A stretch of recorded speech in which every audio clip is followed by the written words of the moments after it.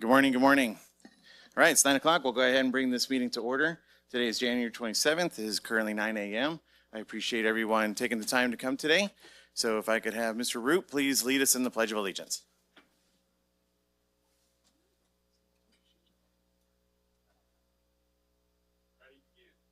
I pledge allegiance to the flag of the United States of America and to the republic for which it stands, one nation, under God, indivisible, with liberty and justice for all.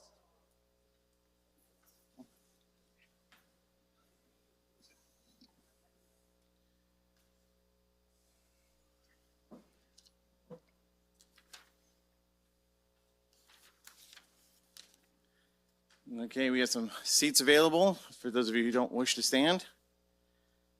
All right, next will be our oral communications. Today, as you can see, we have a very full agenda. Your board values your participation, encourages the community members to take this time to provide comments that matter to county interests. This section is for comments that are not on the agenda. Each person will have a limit of 3 minutes per speaker. As I stated, this is a very busy agenda, so therefore we are going to limit this minutes available for 15 minutes total. So if there's a number of people that wish to speak and there's a long line, I would encourage maybe kind of monitor how much time you wish to use so we can get everybody through as possible. Our 10 o'clock appointment has to be on time. We have a number of people literally throughout the world that are going to be participating in this, so we want to make sure that we hit that on the time. More importantly, we encourage that all speakers respect those who are listening and those who are being spoken, that are talking. At times, speakers may make statements that may cause a reaction. We wish to remind everyone that although you may support or not like an item that is being spoken about, no clapping or booing. And then lastly, right on schedule, this is your friendly reminder to silence all of your cell phones, please. So with that, we'll start with the 15 minutes for your speaking. Hello, my name is Diana Borger. I'm president of Crystal Falls Association. I'm also on the Red Cross emergency response team for this area. So I'm concerned about Firehouse 56 being closed. As you probably know, we have a large number of residents that are seniors. I respond to fires in people's homes and help them out in regards to the Red Cross. But also, I've seen people that are disabled and unable to escape the house. And ultimately, there's people that are burned or hurt escaping. So I encourage you to, on behalf of Crystal Falls Association, which is close to Firehouse 56, that you change your regard to this money to keep this station open. I have over 100 signatures here and 970 online that want to keep this fire station open. It's imperative for our senior citizens in the area. Thank you. Ma'am, did you wish to submit those? You can either give them to Mr. Root or myself, your choice. All right, good morning. My name is John Flynn, your political watchdog. Take a bite out of crime, McGruff. All right, enough of that. I'm going to make an opening statement from Wade Wan, North Carolina, and it's on Facebook.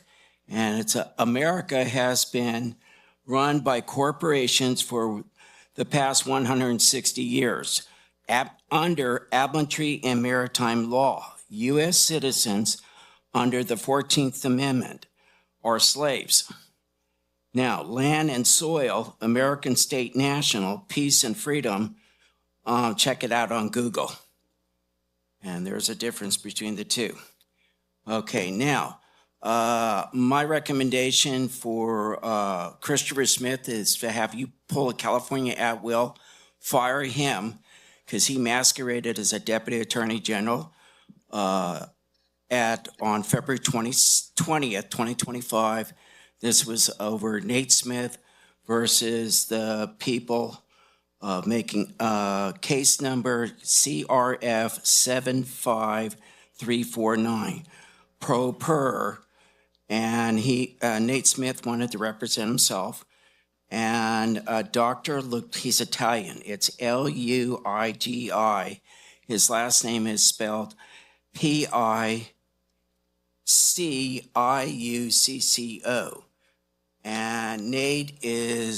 And he stated in his report, Nate is not competent to stand trial pursuant to PC 1368. And I showed up about 2:30 p.m. on February 20th for Department 5 at the last 23 minutes. I saw Nathan Smith speaking where a deputy attorney general should have been, but this case should have been taken outside the county. And Cassandra Jenkins would have known that, and the senior administrative law clerk, Kevin Siebert, would have known that. And so Christopher Smith did masquerade. This is all wrong. You were trying to keep it locally under Davis versus Welcher, 263 U.S., page 22, page 24, 1923. Stromberg versus California, 283 U.S. 351 or 359. 1931. You're doing it locally. It's got to go outside the county for fairness and due process of law. I'm lead-footed in talking, so I'm done. Thank you. Thank you. Steve Green, District 2 candidate. I'm here to discuss Station 56. We should never have come to this point where we're talking about taking a station offline and mothballing it. One-time money was spent. You don't spend one-time money to create ongoing financial obligations without having a plan to fund them. At least Supervisor Kirk, when he voted to approve that use, admitted the fact that if you didn't get the sales tax money passed, hard decisions were going to have to be made. The Board of Supervisors has a long and time-honored tradition of kicking the can down the road. You've had 3 years to come up with a plan. The plan was, well, the Safer Grant's running out. We need this sales tax. You were told how the sales tax could be structured in order to get our support. We weren't going to like it, but if the guardrails were in place, we'd go for it. Instead, we didn't get that. The board went ahead with, oh, we're going to do this. The money's going to flow into the general fund. We saw what was going on with Tracy Riggs. We saw the board sitting at the time was a rubber stamp for everything she was doing. The board approved it. Every position she handed out as a prize, all of that. The board had the final say. The board approved it. You too, Mr. Campbell. Now when we're found out the road's a dead end, the can's up against the bank, hard decisions have to be made. What we get from our supervisor is, well, we'll use one-time money. We'll use contingencies. We'll dip into the rainy day fund. That's not what that money's for. That money's for stuff like Chinese camp, Tuolumne Road where it slid and had to be redone. That's what that money's for. You have failed us, Supervisor Campbell. I'm done. Thank you, sir. Good morning. Good morning, Mark Brooks, running for District 2 Supervisor. I'd just like to point out Supervisor Holland, great job on the interview this weekend. That was really excellent to hear about how you and Supervisor Anaya are dealing with the budget. I have some hope for this county for once. I heard the alternative to the interview, and unfortunately, I heard it 5 other times prior to that, so it wasn't too exciting. As you guys prepare the meeting next month for meeting with all the staff, I would suggest that you guys work on creating some kind of office space for grant writers to come together to work for our county. I think they're like the backbone of our county, so it's important to give them what they want, what they need, so we can start getting a lot more stuff accomplished. Thank you. Thank you.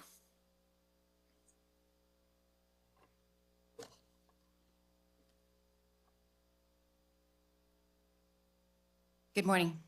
My name is Julie Fountain, and I live in Sonora. 3 weeks ago, the board voted to close Fire Station 56. This vote was not announced in advance. In fact, the topic on the Board of Supervisors agenda was listed as appointments, 9 a.m., presentation by the Tuolumne County Fire Ad Hoc Committee, discussion and direction to staff fiscal year 26-27 fire services funding. There's no indication in this one solitary sentence that a vote was to take place as to whether or not to fund one fewer station, let alone the specific fire station that has been now slated for closure, Fire Station 56. If you, as the individuals who are supposed to be representing the people of Tuolumne County, had intended to vote on this topic, this subject, which is a topic that greatly impacts your constituents, don't you think it would have been right to put a notice that the topic was on the table? How can you claim to represent Tuolumne County if you cannot truly say that you have heard the words of the people? Two of the supervisors here, Mike Holland, Steve Griefer, stated that the reason that they voted to close was that the county should live within its budget. And yet, nearly $800,000 has been placed into a contingency fund from our CAL FIRE stations, providing mutual aid out of the area. They refused to consider using those funds. Another excuse was saying that the people had spoken, stating that the county had voted not to approve a taxation measure. I believe they're talking about 2024's Measure Z. Yet that measure was not specifically for fire protection, but rather addressed also sheriff and road maintenance. It seems to me that the people were not saying that they don't want to fund fire protection, but instead that they did not trust their Board of Supervisors to use the funds appropriately. This is just one example of that. We have almost $800,000 to spend on fire, and 3 out of 5 of our supervisors refused to use it, let alone looking at using any of the rest of the contingency fund. In 2024, District 3 Supervisor Anaya Kirk spoke in favor of a fire contract, stating it's worth it if it saves one life. Kirk also said it comes down to economic development, adding, if we don't burn, we keep thriving, we keep growing, and we keep living. And yet, Supervisor Kirk, you voted to close Fire Station 56. Station 56 doesn't just serve the area in which it resides. It serves your districts too. And so its engine travels to other areas as needed. Your districts, your people will be affected by its closure as well. Your refusal to consider other ways to save this fire station will not only cost the county, but how many of us are going to lose our fire insurance? How many of us are going to be you're saying no? Are going to be priced out of the market, and we will lose the value of our homes, and you will lose your constituents. It's time to listen to the people. Here are 120 signatures on a separate petition from the one that we've already seen today. There's another 953, as she mentioned, on the change.org online, and there are other petitions out there. So please, go back, figure out how to fund Fire Station 56. Thank you.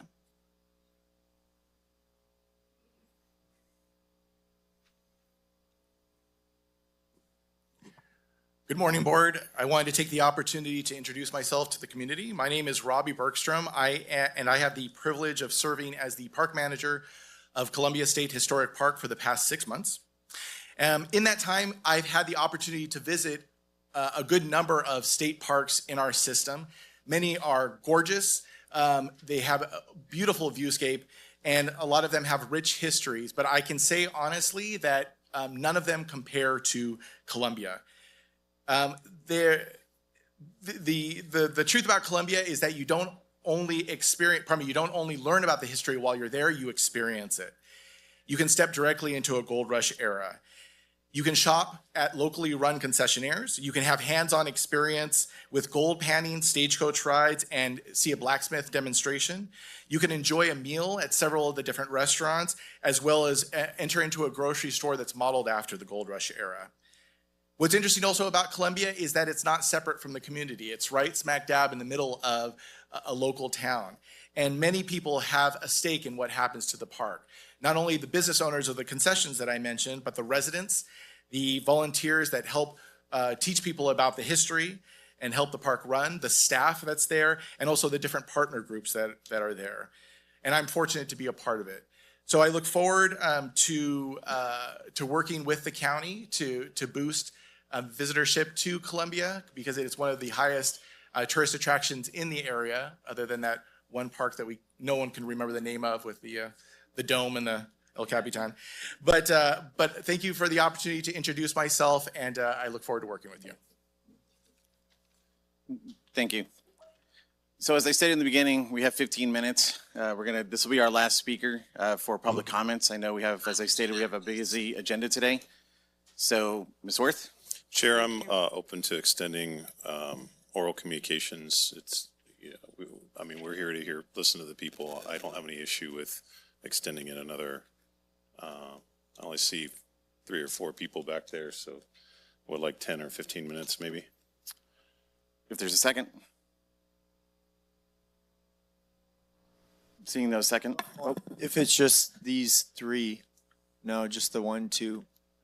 Because we do have a full agenda, so I'm okay with the 1, 2, 3, 4 people. Well, I mean, I'd rather stay late if we have to, in order to accommodate the agenda and the people that would like to address the board. I feel like that's what we're here for, and they took time out of their day to be here. And I fully agree with that. Unfortunately, we do have a very busy agenda. Our 10 o'clock appointment has to start at time. If the staff wants to stay late, I mean, it's easy, but we do have our rules in place for a reason.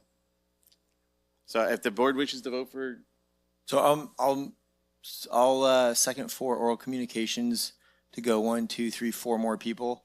okay, Otherwise, if there's no second for that, then yeah, the agenda says 15 minutes. So I'm fine with that.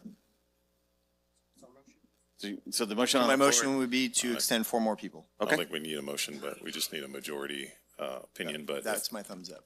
but if 4 people. So 4 additional people? Yep. Okay, I'll call for the vote. All in favor, say aye. Aye. Aye. Okay, thank you. All right, ma'am, thank you. Sorry for the delay. I will say this now, anytime, anywhere, any subject, wherever you want to meet, I will debate you in the honor of Charlie, whatever that topic is, and I will do that because discussion is the first and foremost weapon we have against evil. Steve, that was you on September 16th. A week later, in response to you bullying private citizens and collaborating with a known racist, homophobic, transphobic citizen, I accepted your invitation to debate. After weeks of you refusing to give me a date, I scheduled it for January 24th, giving you 4 months advance notice. Eventually, you agreed to participate, but stipulated that you would only participate as a private citizen, not as a supervisor, even though you made that invitation right here in chambers.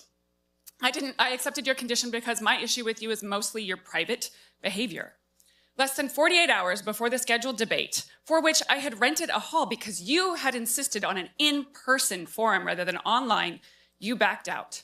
Thankfully, Supervisor Campbell stepped up. The topic of our debate was to be American greatness, and I intended to highlight the role of great leadership in making liberty and justice for all in our country a reality rather than a hollow promise.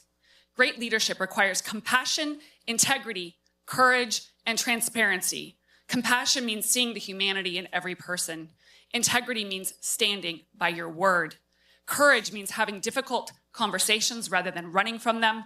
And transparency means being honest with where you stand. Your actions have fallen short of every one of these values. You've sided with bigotry and hate, and you have recently abused your position of authority to intimidate those who have challenged you on social media. A screenshot allegedly showing a post from your Facebook profile is circulating in our community, a post containing vile hate speech against transgender people. You've disputed its authenticity, but have failed to state your actual views on the rights of transgender people, and this silence is a failure of leadership. So I challenge you to publicly state your position on the rights of your transgender constituents, their right to serve in the military, to access gender-affirming care, to be protected from abuse if incarcerated, and to use public restrooms that align with their gender. Transparency also requires you to tell the public what you're doing to discover the source of this allegedly fabricated post. Have you asked law enforcement to investigate, or the grand jury? If someone is fabricating defamatory evidence against local officials, we need to get to the bottom of it. So step up. Demonstrate the compassion, integrity, courage, and transparency that great leadership requires. Earn the trust of the people of Tuolumne County. Our trans brothers and sisters deserve a leader who will stand for their dignity, their safety, and their humanity. Because greatness is not a slogan. Greatness is a choice, and it is your choice. Thank you. Thank you. Welcome.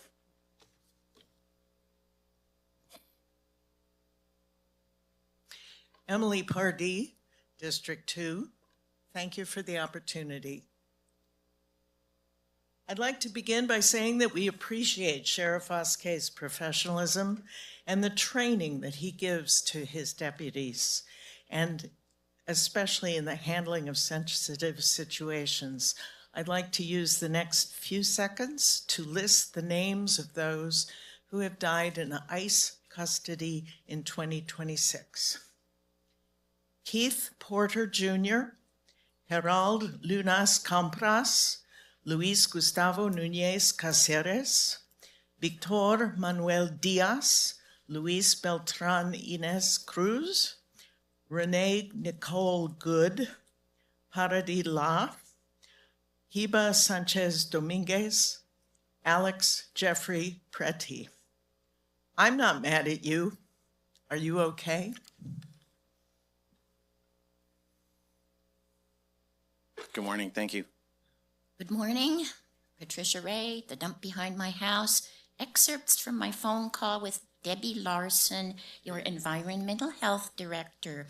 Does the developer still have a pending permit from Cal Recycle? He doesn't have one because he doesn't need one. Code allows him to operate as a recycling facility. Debbie said the house can't be on the new fill, has to be elsewhere. We had already seen an earlier putative building pad of green serpentine rock down in that area, in addition to grading over and over elsewhere.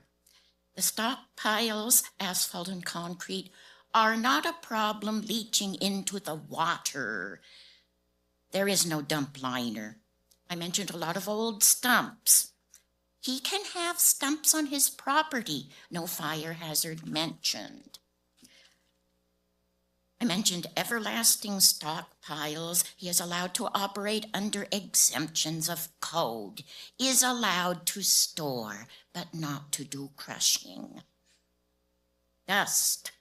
Our air pollution control cannot enforce regarding this. Cement dust is not good to breathe. Debbie, no, cement dust is not good to breathe. She went on a little that the field should be growing grass by now. I explained it's hard to see without trespassing onto the property, but looks sparse. Area that is growing most grass is the giant dirt piles right by my fence. No hydro seeding.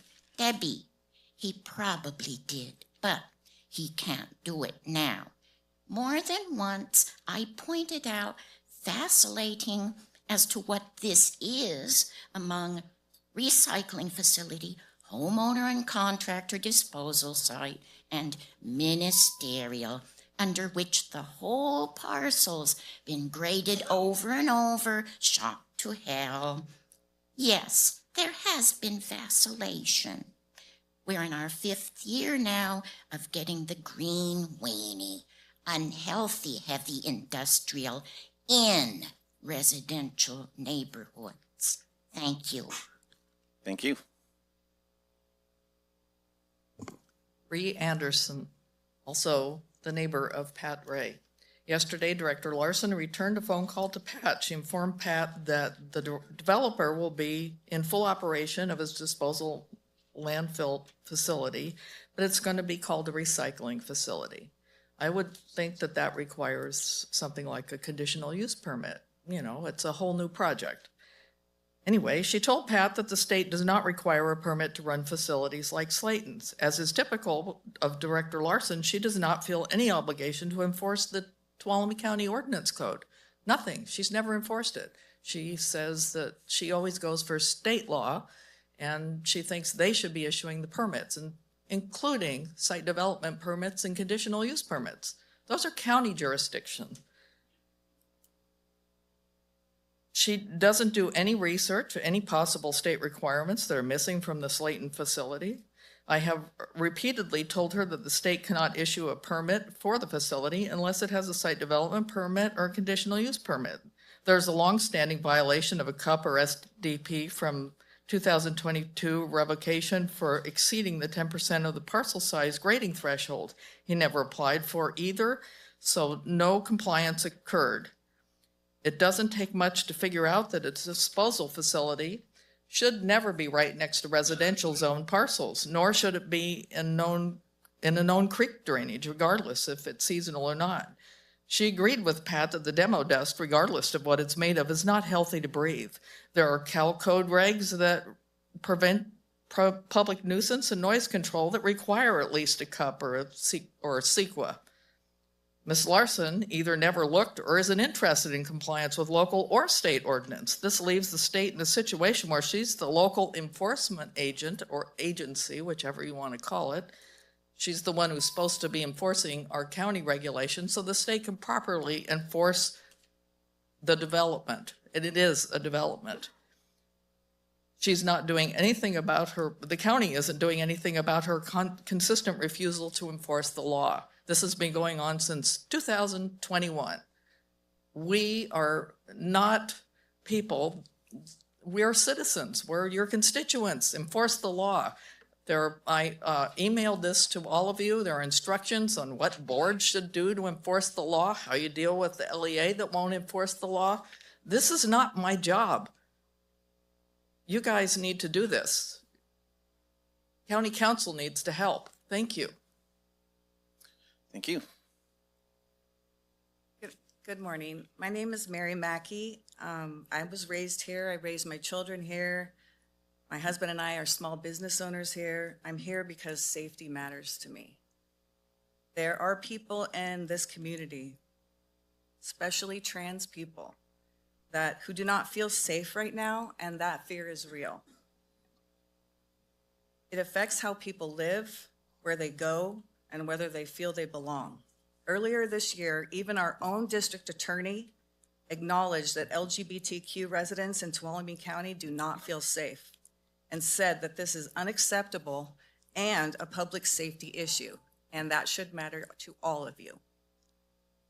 I'm asking for leadership that understands its responsibility. The words and tone used by this board carry weight. They can either help people feel protected or make them feel targeted.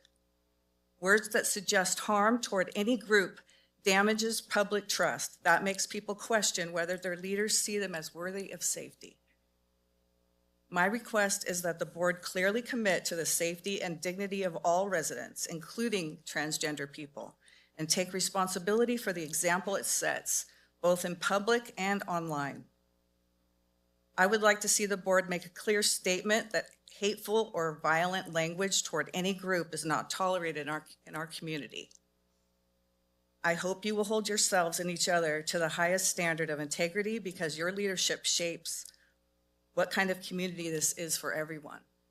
When I worked for the county, I had to sign a form at the beginning of the year that said I would not post things online that would be inflammatory in any way. I believe that's a standard that was acceptable to me because it's a professional role that I play. You can't be a private citizen and be in a professional role, Mr. Griefer. It doesn't work like that. We all live here, and all of us need to feel safe. And if you can say you didn't write it and someone pirated your account, but no one believes that. So please recognize that if you're gonna talk, then you've got to be able to take accountability for that. Thank you. Thank you. Okay, that concludes our speakers. But, we agreed to the 4, so we will continue on. Again, we have a very tight schedule today, and I appreciate everybody. For those of you who did not have an opportunity to speak, please contact your supervisor accordingly, or you can email the board and we'll get your message out. All right, so next will be our staff reports. Do we have any staff reports?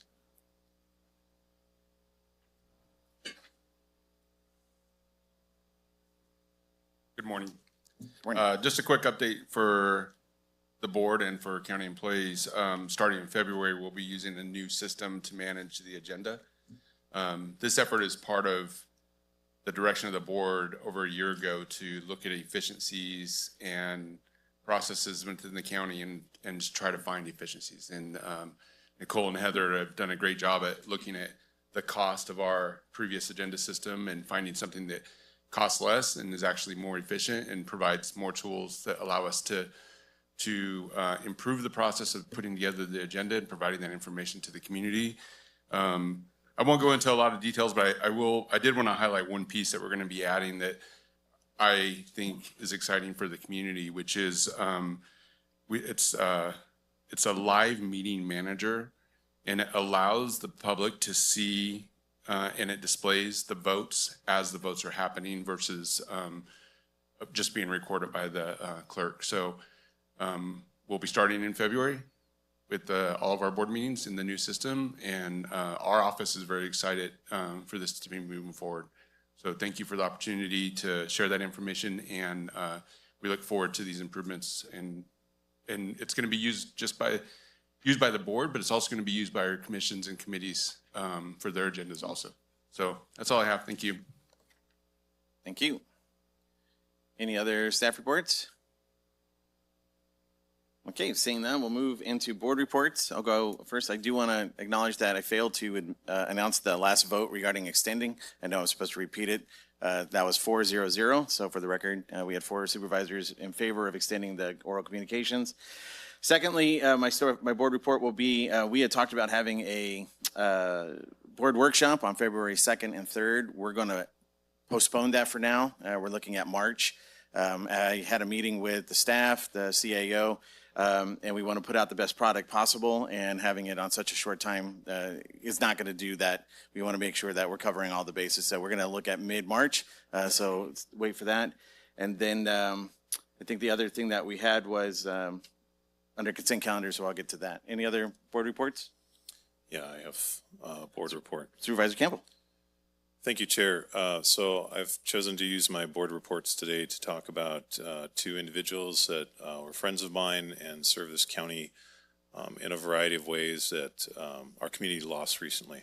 So the first is Colette Such. She's a former city council member and just all around great person, very active in the community from the time she was very young. She sold hot dogs down in Columbia State Park when she was in her 20s and worked at the Tuolumne General Hospital for a number of years, and then eventually joined the Sonora City Council.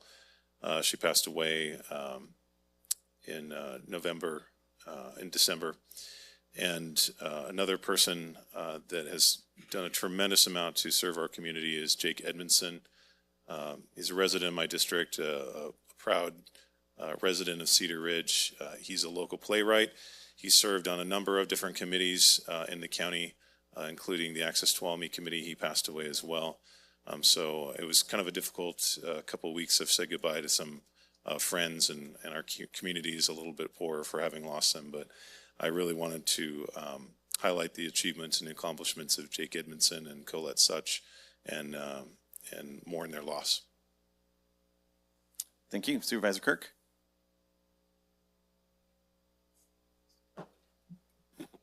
All right, real quick, I want to thank Carol Hallett. She's done years of volunteer work up in Tweenheart, and for getting people fire ready and home hardened and all that stuff. So thank you, Carol Hallett, for all your years of volunteerism.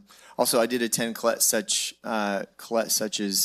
memorial service, and although I was speaking with another person who's in politics, and we were kind of on the same page where I think we would sometimes trigger each other because we thought some things differently politically. But I attended because I'll never forget, even though we didn't agree, she was kind. And I appreciate anybody who steps up and donates any of their time to serve in public office. It's not glamorous, and it was great to be there.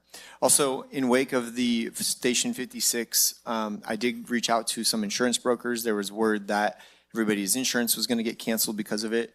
I reached out to some insurance brokers. I just want folks to know they advised that because it was not a 24/7 hour operation, that insurance would not take it into account. It has to be a 24/7 operation. The employees have to be paid, full-time employees. So if somebody in the community hear something completely different from their broker, please advise. I think we need to be very clear as far as the fair plan and how it's not fair and how the insurance companies are dropping people. And we need to not blur the lines specifically with that station because it was important to me to get those facts. So I just want to share it with the community. If you do hear something different, if your insurance company calls and says, we are canceling you because of station 56, please show me that in writing, and I will work on that on the other end. And that's it. Thank you. Could I speak to that last issue? Because I made some calls as well. I saw that you'd made a claim that I was misleading people about insurance, and I thought, I should probably look into that more. So I called the deputy director of the Department of Insurance for the state of California, and they confirmed that yes, indeed, losing a fire station would increase people's, potentially increase people's insurance premiums and risk of losing insurance, because obviously it would. The fire station itself, while it was not operational 24 hours a day, the engine and the staffing for that engine was available 24 hours a day and was responding to calls in those neighborhoods. So losing the engine and not necessarily the physical building is what's causing the impact. So, and I don't necessarily think that a local broker would be in a position to understand that, because the way insurance risk is determined is not at the local level, it's at the corporate level. There's, there are people in offices outside of our county determining what individual risk level there is. So I got a very different answer. Okay, well, for the sake of conversation, I'm just saying let's work on this.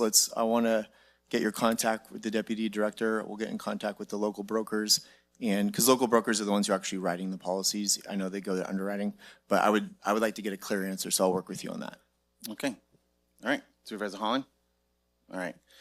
So as I said, we have a 10 o'clock appointment we have to hit. So do any of my colleagues anticipate pulling items from the consent with the exception of item number 11? Item number 11 is going to be pulled. As you can tell, Supervisor Brandon is not here today. I know I'm asking you, kind of putting you on the spot, and the reason why is if it's something that we could knock out quick with public comment, because I'd like to take a break at 9:50 so that we have the 10 minutes to set up the Zoom and the meeting accordingly. If it looks like we're going to go past that, then I would like to jump down to, and I'll probably put Public Works on the spot if they're here, item number 13, which would be the name change to Pine Mountain Lake.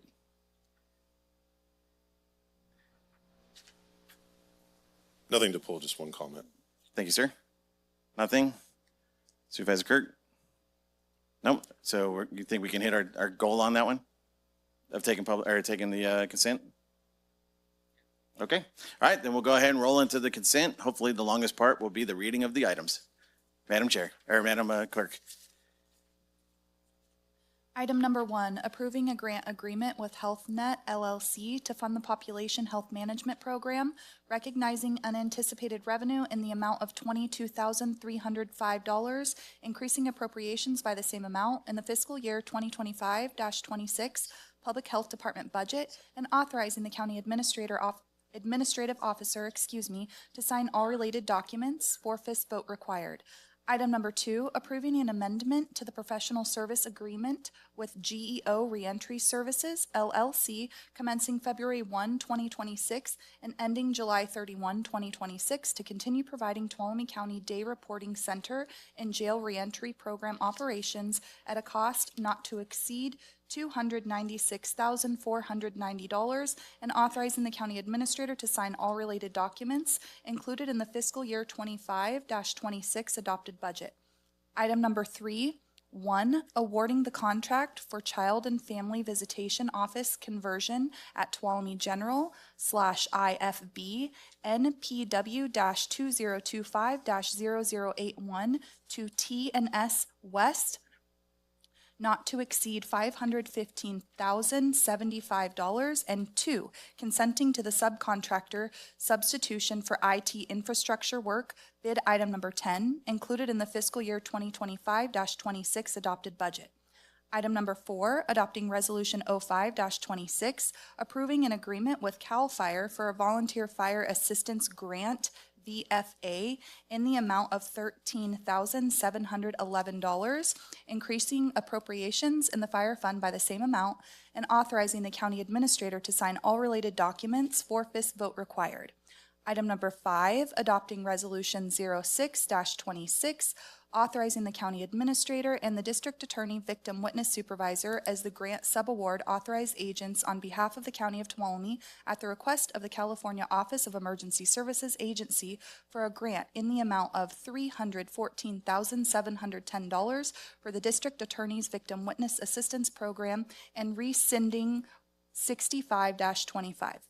Item number 6, adopting Resolution 07-26 for authorizing signature delegation to the county administrative officer and the district attorney victim witness supervisor as the grant subaward authorized agent on behalf of the county of Tuolumne at the request of the California Office of Emergency Services Agency for the California Office of Emergency Services Child Advocacy Centers, program for the grant period of April 1, 2025 through March 31, 2026, and rescinding Resolution 105-24.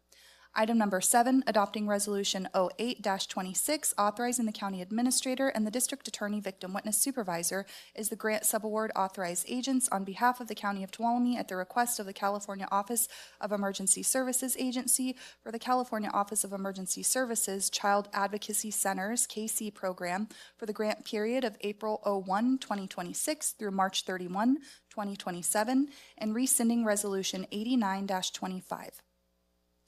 Item number 8, approving the reappointment of Shelley Muniz as the District 2 representative and Stephanie Foster as the District 4 representative and Larry Brunell as the local service provider representative with terms expiring April 6, 2027 to the Tuolumne County Homelessness Committee. Item number 9, adopting Resolution 09-26, accepting claims for excess proceeds from sales of tax defaulted properties and authorizing distribution of excess proceeds from the sales.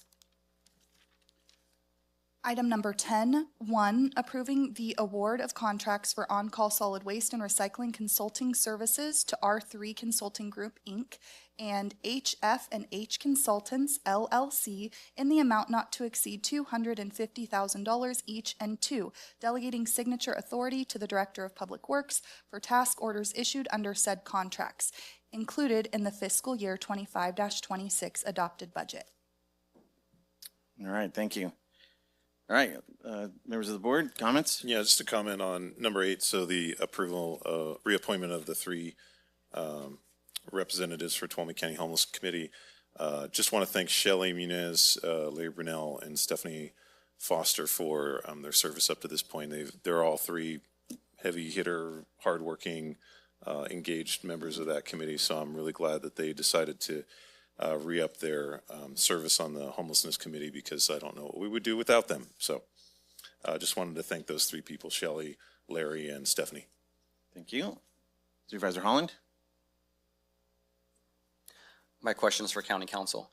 Can't we just, instead of having to read the entire thing, can't we just say the consent calendar as presented? So that way, in case a word gets misspoken, we don't have to redo a vote later. Different counties handle that differently. I do not think there is a legal requirement that all the consent items be read in unless there's something on the consent, like a ordinance or something that would require a reading or a waiver of the reading. I know it's not for today, but maybe we take up making a change, but that's all I got on that. Along those lines, if I may, we have been talking about this, kind of one of the things I wanted to bring forward is to streamline our meetings a little bit quicker. There have been some questions about, it's a lot of data to read. It's a lot of things. We appreciate you taking the time to do that, but sometimes things get confused. So we just want to make sure that going forward, that we can just say we're going to approve the consent calendar, or sorry, we're going to acknowledge the items and then we can discuss them. For instance, at a county that I served in, Fresno County, they would have 50 to 90 items on the consent calendar. And big counties like LA probably have hundreds. If you took the time to actually read all those, it wouldn't be possible. Okay. I appreciate the comment there. We know that we're working on that. Yeah, and just I'll speak to that.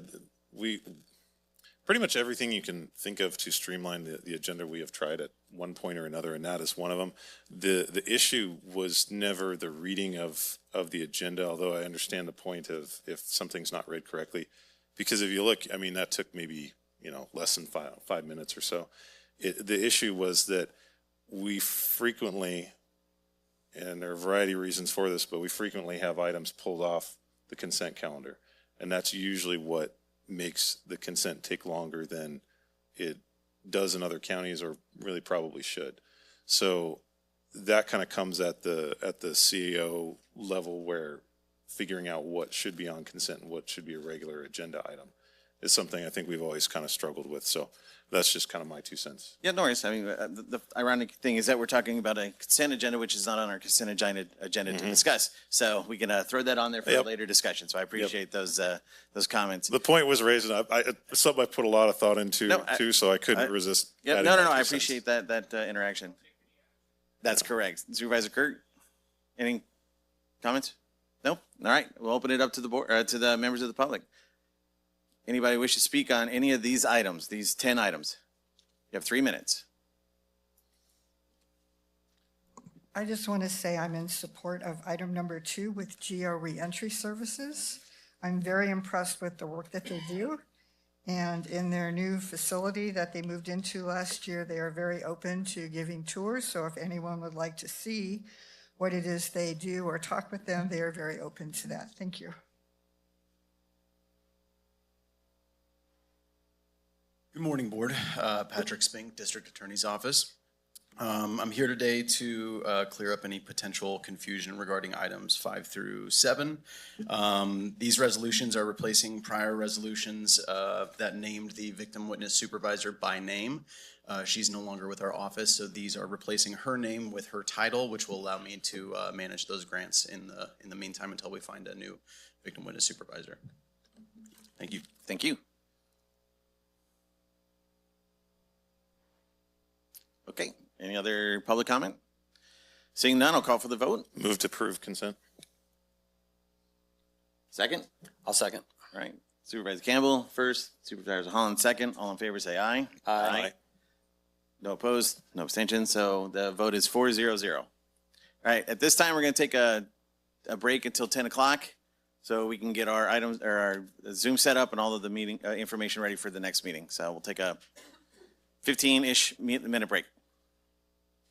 Okay, we'll wait for Supervisor Kirk, but while we do that, we'll do a little housekeeping. So my intent is to take the 10 o'clock appointment, and then we'll take the 9:30 appointment, and then we'll do item number 15, which is the with Health and Human Services.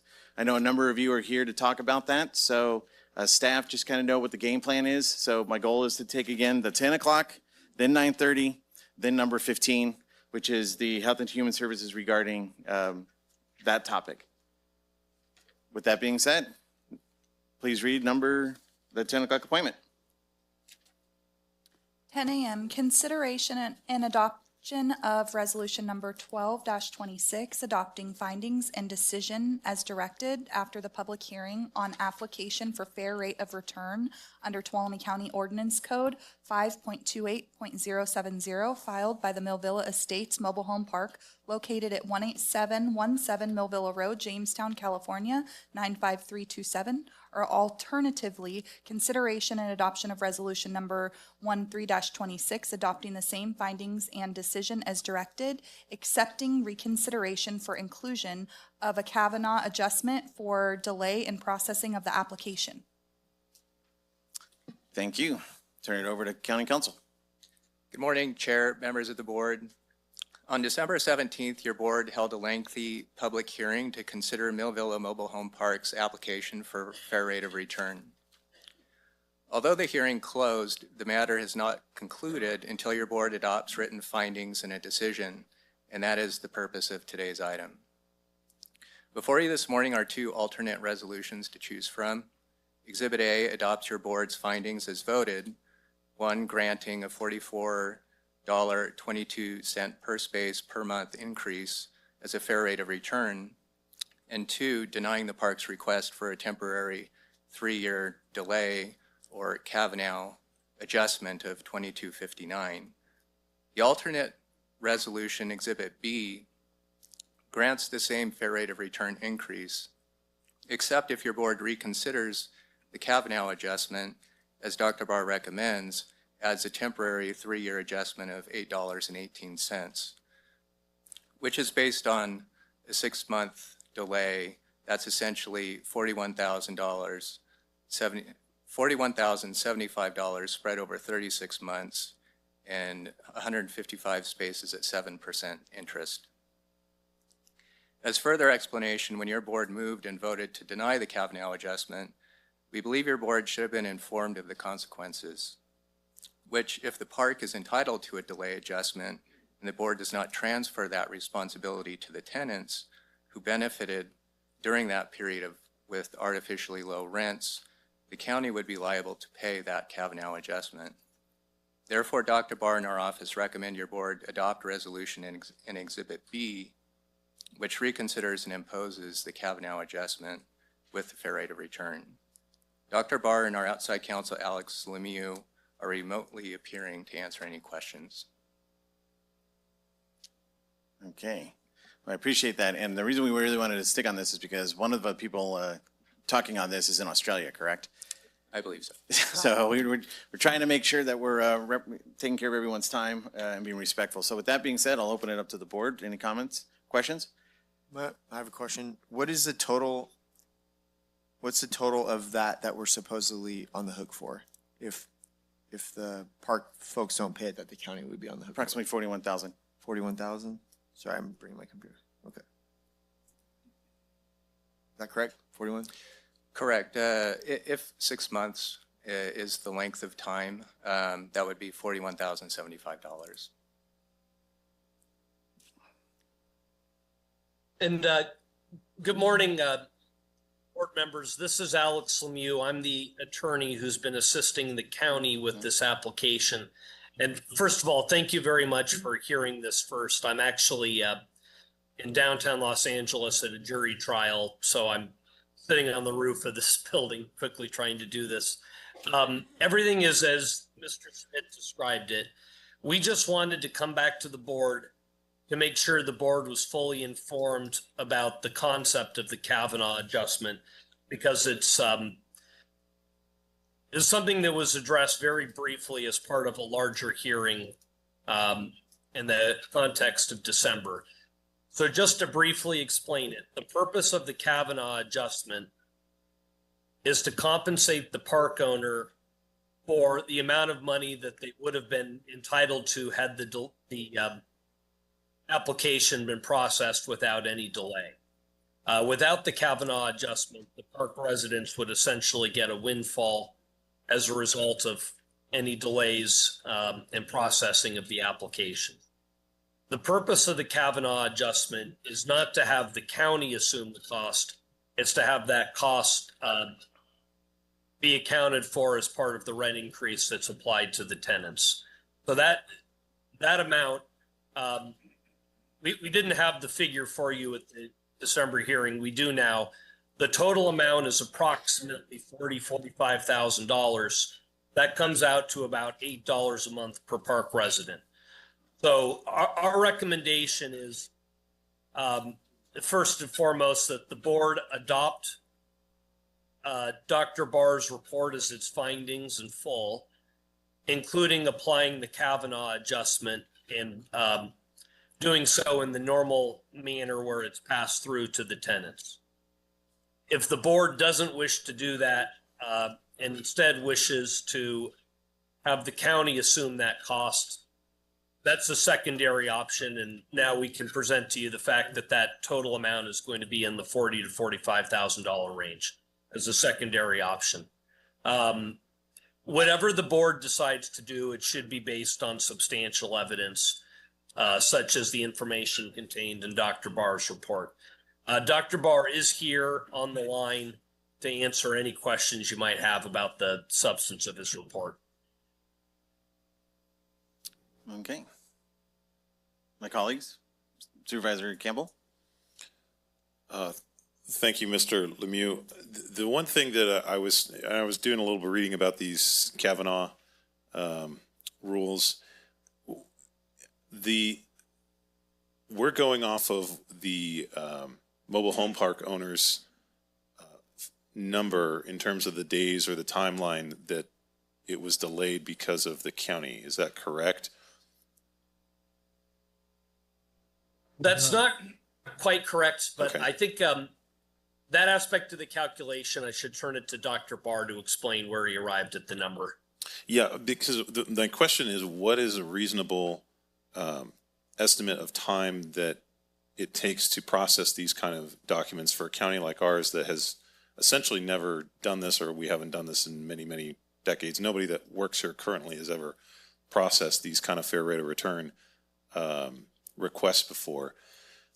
What is a reasonable amount of time for those documents to be processed? And my concern, as it is now, as it was during the hearing, is that if we open that door, if we say the county has to process things in 2 weeks or 3 weeks or whatever it is, that's going to be applied to every single permit that comes to the county. Anything that gets delayed, is the county now culpable for that cost of the delay? I'm worried about this being extrapolated out to every type of permit that comes to the county, because there are a variety of reasons why permits might be delayed, some justified and some not. And so are we going to now have to look into every single one of those applications to see whether or not they're entitled to a Kavanaugh reimbursement or whatever you'd call it? The short answer to your question is absolutely not. This only applies in the context of the fair rate of return application and has no implications for every other type of permit application whatsoever. They may be subject to their own rules regarding reasonableness of delays, but this doesn't set any kind of precedent or create any kind of standard outside of the realm of mobile home park fair rate of return application. Having said that, I think Dr. Barr should speak to how he arrived at the number for the reasonable amount of delay. Yeah, that's what I want to know, essentially, is what is a reasonable amount of time to process this kind of thing, given the context of everything that we've already talked about. Okay, can you hear me? As I said, he's coming from Australia. I was going to say. I was waiting for this setup. I was waiting for him to come on. You're a little sideways with us, sir. It looks like he's at the equator, I'd say. I don't know what to do about the video. I know, but you can hear me? In the Southern Hemisphere, Zooms. I fully get it. So the Coriolis effect. Yeah. Dr. Barr, I think, if I may, my colleague's question is, how was it determined that what reasonable time of delay is? How's that determined? No, I can hear you clearly. Can you hear me? Yes. Yeah. Okay, great. Okay, there is no rule. I mean, because there are 100 different cities with mobile home park rent regulation. They take different amounts of times to process their applications. What I felt was the situation was, for the first about 5 or 6 months, the county, didn't quite know what to do with the application. And then starting in June, things started to move, I felt, in a reasonable fashion. But, this process has taken a year, and I estimated that, 6 months of delay was more than should have occurred. The park owner claimed that there should be a 10-month claim of delay, but I didn't think that was reasonable. But as I say, there's no firm rule about this, but this looked reasonable. And I also want to, Mr. Lemieux has been talking about the Kavanaugh adjustment. Understand, if this had been processed, starting in January rather than waiting till June, the application came in January, but it wasn't really processed till June. The residents would have had to start paying this rent increase 6 months earlier. But as I say, this is an estimate. There's no firm rule. There's no perfect measure of how much time it should have taken.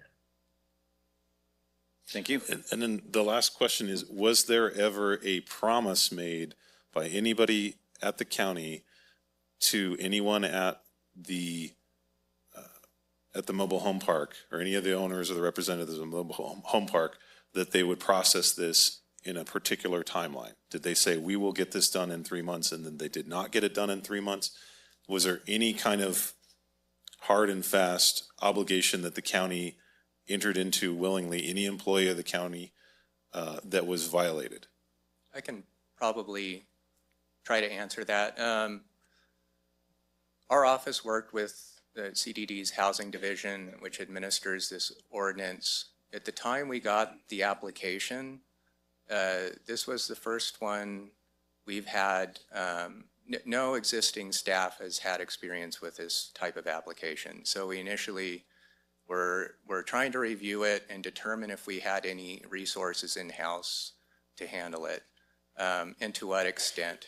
And at the point we determined that we did not, and we did need to retain outside assistance for it, locate them and retain them, it was several months down the line. So it's not, I don't believe we had direct communications with the residents regarding that. But we were also, it wasn't a period where nothing was being done. We were simply trying to gear up for something we've never seen before. I just want to know if we ever obliged ourselves to get these processed in a particular timeline and then we broke that promise. Not to my knowledge. Okay. All right, that's it. And I can say from my end that I never made any representation of that nature on behalf of the county. Okay, thank you. My quick question Supervisor is, Kirk? is the Kavanaugh adjustment specific to fair rate of returns? Or is this, it sounds like we're talking specifically, or it could, Supervisor Campbell's concern is it could go to a lot of other things, but it sounds to me like this is very specific to fair rate of returns. Yes. That's exactly correct. Okay. It's completely specific to fair rate of return. And I just want to emphasize, it's not an admission of wrongdoing or of a problem on the county's part. The only purpose of it is to make sure, the fair rate of return is a mechanism for determining that the owner is entitled to have a rent at a particular level. And this is making sure it's applied to a reasonable period after the application is processed. That's all. It's to prevent a situation where the tenants essentially get a windfall of free rent as a result of the time it takes to just go through the hearing process. And that timing and scheduling can be influenced by many things, such as, the county or the public agency's familiarity and experience with that type of hearing. So it's not some sort of admission of a mistake or of negligence having been made to apply the adjustment. The reason we're recommending the county include a Kavanaugh adjustment is, in our experience, that's going to provide the strongest possible record in the event of an appeal to uphold the county's decision. Okay, thank you. Supervisor Kirk, any further? Seeing none? Supervisor Holland? Okay, so when did this originally get submitted, the first application, or it came to the county when? This is probably for Chris. I believe it was January Of 25. January of 25. Okay. And when did we hire Mr. Lemieux? I'm going to mess up your name, sorry. The other attorney. I would have to check. I don't have that immediately handy. When did we hire you, sir? I think it would have been in April or May. And then my move would have been after that to retain Dr. Barr a few weeks after that. Okay. So within 3 or 4 months. Then at that point, there was a little bit of back and forth with the applicant. We did have to request some additional documents. So there was a back and forth process of asking for additional documents. That accounted for a few weeks of the delay as well. And we also had litigation commenced during this period. Yeah, to try to force it. Okay. So when was the last time they submitted documents, anything to us to strengthen their case or whatever they were doing? When you guys asked for something, when did the last bunch of stuff come in? The last bunch of stuff came in my recollection, and this is in the resolution, it would have been in September. No, even October. October. Well, that's true. Okay, Dr. Barr's making a good point. In September, we deemed the application complete. However, in response to Dr. Barr's initial report, the applicant submitted a report that changed many of the underlying assumptions and the basis for the application. So you can consider that October was the latest date where we received new information from the applicant. Okay, and I believe our hearing was in November or the end of December? December 17th was our December hearing 17th. date. December, yeah. Okay, so if I get this right, they submitted at the beginning of the year in January. Within 3 or 4 months, the county, because we've never done this before, went out and hired outside counsel to deal with this situation. You then hired Dr. Barr to do the math. And then there was back and forth going on with them saying that your application wasn't complete. So they didn't even have a complete application until September. And then basically 2.5 months later, we had the hearing. And it sounds like some more documents came in 1 month after that. So I guess I'm having a hard time processing if it was really that much of a delay, or is it just because you want to have a hearing doesn't mean you're ready to go, because you just told me their application wasn't even complete until September, and then we need more documentation that arrived in October. So it sounds like everybody wasn't even ready until October, and then 1.5 months later, we have a hearing. I mean, in government world, that seems beyond reasonable. I'd like to comment. Go ahead, sir. Well, let's say they weren't complete until October. Part of the reason was the information requests that were coming from the county didn't start until July or June. There was nothing, they couldn't do anything more. They basically gave all the documents they should have in the beginning, but then we made more information requests, and they would have gotten those requests to complete it much quicker, let's say if it had processed theoretically right away.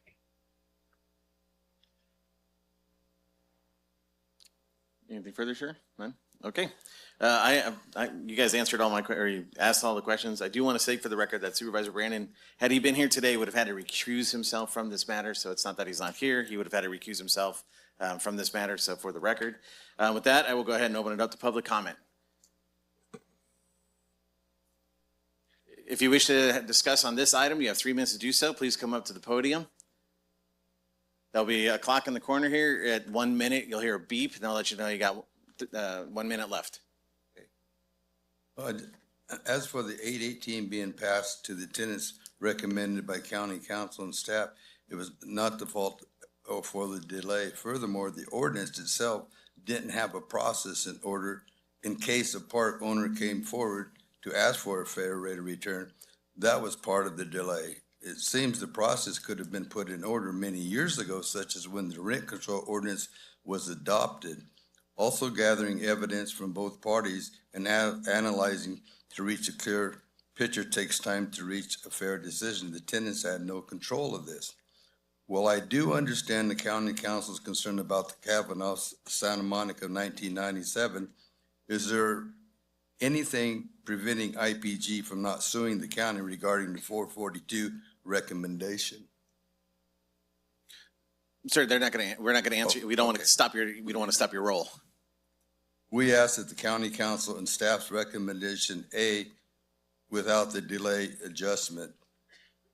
You know, in the delay, to me, it seems to me it was part of the county's responsibility for the delay. I think it was part of the responsibility of IPG. I think Dr. Barton mentioned a few times that he was waiting for papers from IPG and didn't receive them. And I don't know if that was a reasonable time he was waiting or an unreasonable time waiting. But it seems to me the delay involved all three parties, or two parties, the county and IPG itself. Thank you. Thank you.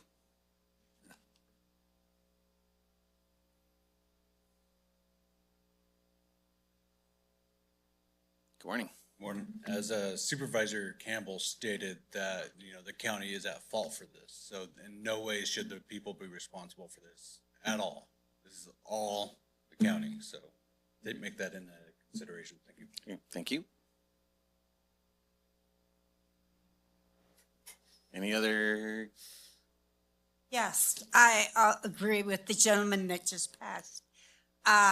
We aren't unaware of anything that was going on. We have no communication with the managers or the office. So how can we defend ourselves if we don't even know what's going on? I mean, there's nothing that it was presented to us from our, whatever this company is, or the manager. We just pay our rent when it's told to. That seems a little unfair. Thank you. Any further comments? Okay, I'll bring it back to the board. I'm going to lead off. Well, could I, because somebody, Hold on, I'm going to say what you're about to say, well, that gentleman, he misunderstood what I was saying. which is exactly what I was about to say. I was saying that it was Hold on, not wait. the county's. Okay, go ahead. Okay, go ahead. What I was going to say was the county hasn't admitted that that the county committed any fault. There's not been determined that there was any fault. So the interpretation that there was a delay, that hasn't been established that a delay has occurred. So I think that's what you were going to say. Yeah. But I knew you were Well, ready to go. So my point was that it's certainly not the fault of the residents. It doesn't appear to me that the county did anything wrong or that this timeline was in any way, shape, or form not reasonable given the material and the resources that the county eventually did put toward this. And that if there is any a fault, that it seems to be more with the mobile home park owner. That's the way I see it. And so, other than this concern of the appeal and making the offer more attractive to the appeal, I don't see any reason to approve it. I still feel more or less the same way I did when we had the hearing, that I'm a no. I don't think that we need to be making the taxpayers pay for this or making the mobile home park residents pay for this. Yeah, well, I will go first a second time. Yeah. But I appreciate you kind of summed up exactly what I was going to say. And I have a little flow chart here. Basically, we're at a fork in the road. Is this a county responsibility, right? Or is it their responsibility? Did the county do everything that we could in a timely manner, delay, the process? Several times, as Supervisor Campbell, you will probably agree with, on our calendars that we would establish a date and then it would get canceled. Establish a date, it would get canceled. So I don't believe that the county has been the delay in this process. As far as the people in the mobile home park, you kind of got two groups fighting over you, and you didn't know this was occurring until it kind of came to light. And in some degree, you don't want that, right? You want your government to be acting on your representative government. So that's kind of why, if I may, you kind of feel like you were left in the cold, but a little bit of that was by design, because we want to make sure that we don't have any complications of communications which could muddy the waters. So my last point was that I understand where county council is playing it safe. I mean, that's kind of what we want them to do, but I agree that I said it at the meeting, I'm not going to pass on the money to the people in the mobile home park. I don't think, if it was us, I think that we should do the right thing as government and absorb it. If it wasn't us and the other party feels like they want to sue us, well, I'm up for a fight, as many of you know. So, so I say, my position is that we would be Exhibit A, which is that we leave it as is. Supervisor Holland. I got one more question. How much have we spent on all of this? Ballpark it for me. Your time, the other attorney's time, Mr. Barr's time, whatever else. Just give me a roundabout number. We have services of outside counsel, Dr. Barr. We have staff time. We haven't calculated staff time. That could be significant. It's tens of thousands. It could be approximately $40,000 to $50,000 for contracted assistance. So I guess the point of that is, something tells me, because I know how you are, Chris, that's probably a low number. You don't want to tell us the real number is probably 80 or 90, I bet, if I had to guess on all this, time we add up everything. I wouldn't want to say that. Would just be really speculating. My point, though, is the county is spending money to try to defend the situation. I agree with my colleagues. Like we all talked about this in the hearing, that this is something the county's never done. Government is never known for getting things done quickly. I'm the first one to say I hate the speed of government.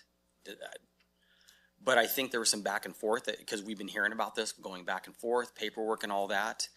I don't know how long it takes other areas to get these done that have never processed one of these ever. I mean, not just like we do one every couple of years. The answer was never. Or if it happened, no one's alive that remembers it. So, to me, I think that's back to the same thing. I think we tried our best. Can we do better next time? We have learned a lot, right? And we could probably get it done a little bit quicker now. We would expect to be a little quicker next time.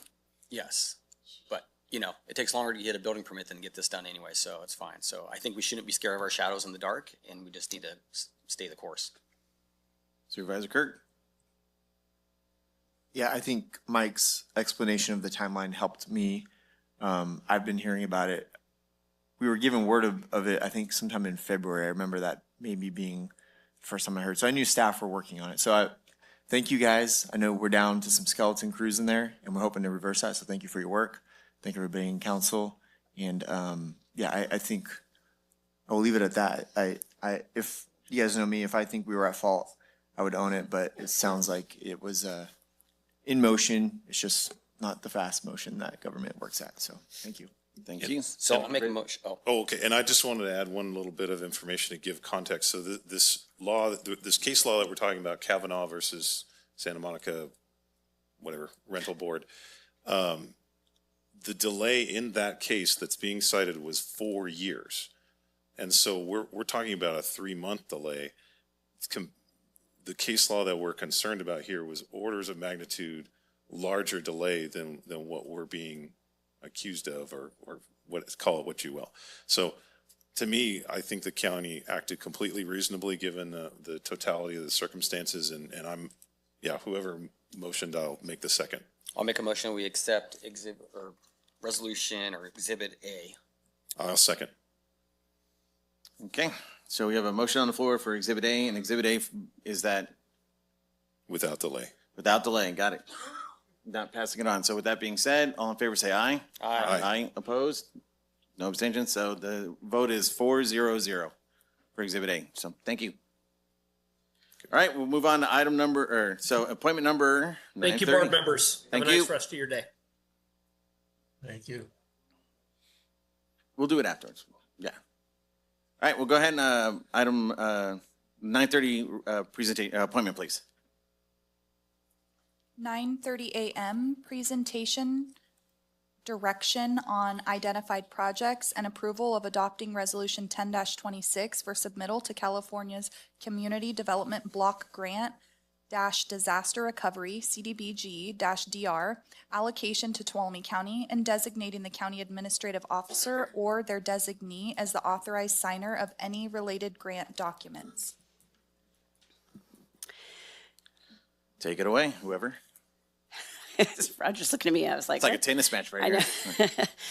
Good morning, board. Dory Beats, your Assistant Director, Tuolumne County Office of Emergency Services, and I'm joined with Blossom Scott Heim, your Public Works Director. We are the two presenting this item, so I'm going to walk through it. This PowerPoint, I do have copies of this for you as well as for the public, and Blossom and I are kind of tag team here and work through this. So I want to talk a little bit about, where's my little sticker, there it goes, a little bit about the program summary. The U.S. Department of Housing and Urban Development is funding long-term recovery efforts following the 2023 and 2024 severe winter storms. This is normal after major disasters. HUD will have funding available for those impacted communities and counties for long-term recovery. As you all know, and just to remind you, we did have a lot of impacts from the 2023 winter storms. It actually resulted in 2 disasters, 4683 and 4699. But for the purposes of the grant, we are only eligible for those related to the 4699 disasters, which was the second storm in 2023. So Tuolumne County has been allocated the Disaster Recovery Infrastructure Program, also known as the INFRA or the Mitigation Resilient Infrastructure MIT RIP Planning Program. These funds will be administered through the California Department of Housing and Community Development, and it again focuses on long-term recovery and addresses the unmet needs that other federal programs have not addressed as a result of that disaster. So there are two particular program categories, as I said, the infra and then the MIT or the RIP. So infrastructure, projects that can tie back to actual damages of the 23 storms. The Tuolumne County's allocation is $15,623,941. And then the mitigation, which is the resilient infrastructure and planning, does not require a tieback, but it has to be a mitigation project. Tuolumne County's allocation is $3,071,686. Again, these are not funds we are having to compete for anyone. It is an allocation given to us as a county. We must submit an application. The projects all must meet the eligible requirements under this program. So this is the allocation total amounts that has been set aside for Tuolumne County. Again, real quickly, this is really the two different categories. The infrastructure, these are the allowable activity types. You can see the list. And then you can see on the left-hand side and then the right-hand side is mitigation. Again, those don't have to have a tieback. So that is the smaller pot. And it includes money for planning, also allows us to use 25% of what would be our FEMA hazard mitigation plan match projects, which is something we'll talk about. Also really focuses on capacity building activities. So general guidelines, these are just high level. They must benefit the most impacted and distressed from the 23 storms, which these projects do, and our entire county was impacted by those storms. Must be consistent with the project's jurisdiction local hazard mitigation plan, which is why Public Works and OES, we're kind of working together on this. As you know, OES reviews and writes the local hazard mitigation plan on behalf of Tuolumne County. So we're most familiar with the mitigation activities and actions that we have provided to FEMA as a part of the requirement for that hazard mitigation plan. The budget must include total costs, other funding resources. There has to be an authorizing resolution, which is a part of this agenda item. All of the projects, so all of the money has to be allocated and spent and completed by July 2030. Gives us a short time frame, but that's really important. Also must meet national objective criteria, again, serving low and moderate income communities, or it must qualify as having urgent need, which is defined by a county resolution. That's not included in the resolution that we have to you today, but if need be, that's what we will come back to you, and we'll explain a little bit more as we get farther into the application process. There is no match required. All of the audits have to be current. We have to demonstrate that, and I think we're in line with that for the end of February. And then the application itself closes the end of February. So we have literally a month from today to gather all of this, put it together, and then be considered for approval for the allocation of that funding. In the grant itself, so we are a subrecipient. Again, the money's coming to California Housing and Community Development. We are the subrecipient. They do allow secondary subrecipients and defined by a local government special district or other similar entity that would enter in an agreement with the subrecipient, that's us, on an eligible project. So they have to meet all of the same requirements. There has to be a monitoring plan between the two. HCD has discretion to determine whether a proposed entity is an eligible secondary subrecipient. We did reach out to those entities that we felt would be eligible. There are 3, and some of which are here today as well, if need to answer questions about their projects. But Groveland Community Service District, Tuolumne Park and Recreation District, and the Twain Harte Community Service District all have inquired and provided us project scoping and dollar amount estimates for projects as a secondary subrecipient. So a quick list of some of the proposed projects. Again, this is all for discussion and direction by you as a board, but there are several Tuolumne County projects under the infrastructure, including Tuolumne Road North reconstruction, Willow Springs Culvert, Standard Park flood resilience, Tuolumne General Building flood resilience, Tuolumne Health and Human Services building flood resilience, match for some of the FEMA projects, which would be the county's match required for some of that funding. And then there are some mitigation projects that we are suggesting, including Red Hills Road, low water crossing, roadside fuels reduction for all of the county maintained roads, continuity of a government plan, which we do not have, evacuation exit signage, and then also generators for many of our county buildings that do not currently have them. And we'll walk through some of these. I will say that there is an opportunity possibly as we work with our technical assistance through HCD, that some of the items, the signage, the generators could move up into the infrastructure category and not be covered under the mitigation. We're still working with them on exactly which projects fit in which bucket best. The secondary recipients, as I said, Groveland Community Service District, Tuolumne Park and Rec, and Twain Harte Community Service District all have a project. So with that, I'm going to let Blossom take over. Good morning. The first project we're proposing is the Tuolumne Road North reconstruction. As you all know, Tuolumne Road North, just north of Ponderosa Hills, was damaged in the storm. We completed emergency opening project, and we did a phase 1 project to stabilize the road. The phase 2 project is pretty extensive, and we've requested funding through FHWA, but we're not confident that we'll be receiving that funding. So the total cost is about $4.5 million. This will improve slide resiliency and permanently restore the roadway. The next project is the Willow Springs Culvert. The main culverts under the entrance to Willow Springs, recall that's a one-way in, one-way out community, are failing. We have applied to FEMA for funding on this, but again, we're not confident that the funding will be coming from FEMA. This will harden that existing crossing and restore the roadway. Next project is the Standard Park flood resilience improvements. This is about $820,000. We have ongoing and recurring flooding there at Standard Park. If you recall, in 2023, we had some pretty extensive flooding. This will evaluate the site drainage conditions and then develop final construction plans to address that ongoing flooding. Tuolumne HHSA building. This is another one where we've had a flood twice now, pretty serious flooding. So again, we'll study the drainage and come up with a plan to eliminate that recurring flooding. Could include a physical flood barrier.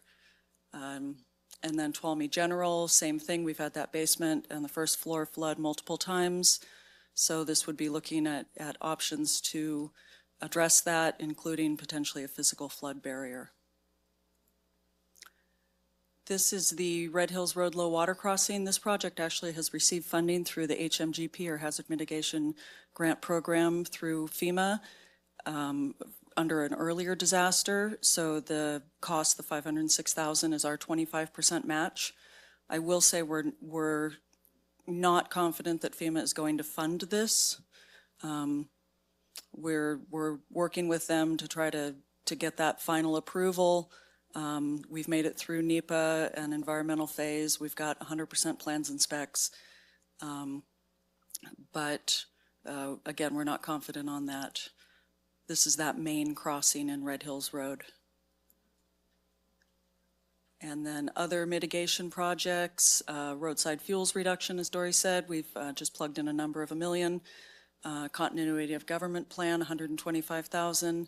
Exit signs for evacuations, $52,000. And the generator backup systems, I actually have an updated number. That's 9 locations. It would be $1.2 million.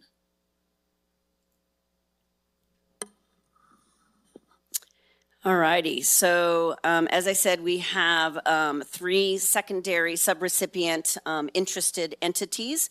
You have information about these proposals. I did add the third one in your packets and also made that available for the public here today. But the first one is Groveland Community Service District.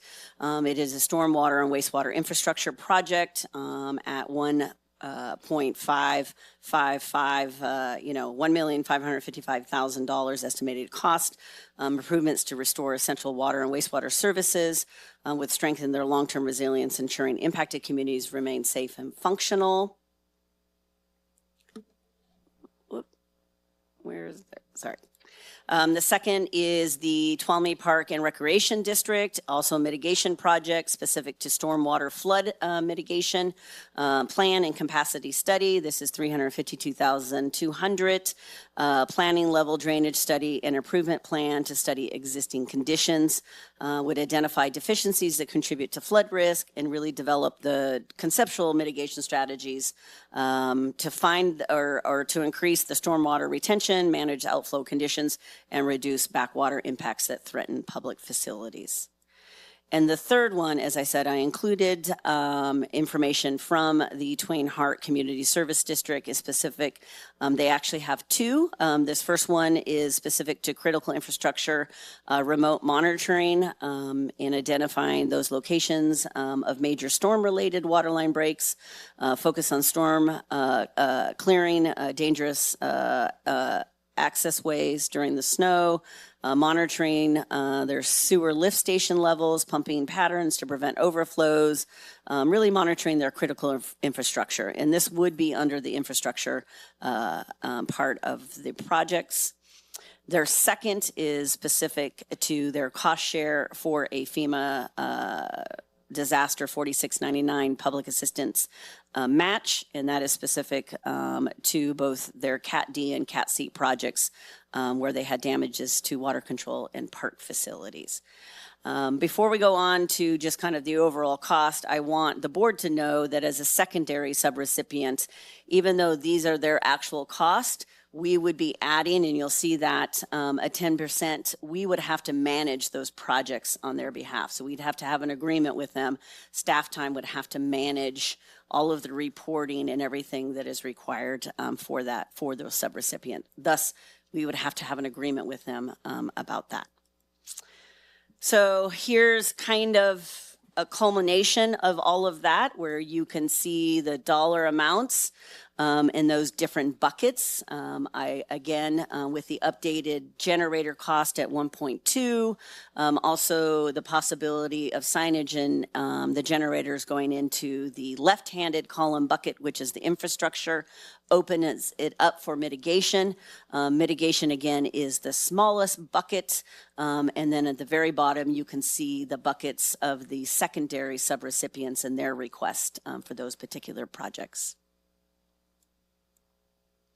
So what we're asking today is direction on those identified projects. If there's something that you would like us to add, there is obviously unused. There's some other projects that we want to, go back. We do have a month with the technical assistance folks to really drill that down. Again, we have to submit by the 27th. We could come back to the board on the 10th. We do have a placeholder for that if you'd like to see the final list before we submit everything. But we have a month. We want to start drilling down, finalizing. We want to be able to request all of the allocations in both of the buckets if possible.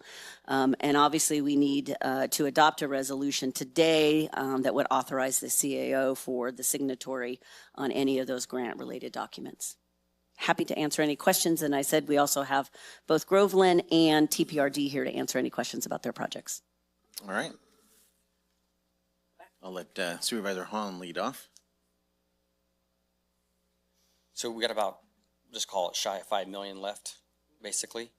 Can we do more roadside brushing, culvert clearing, and repair, since I would imagine we have a lot of culverts that are just need repair everywhere?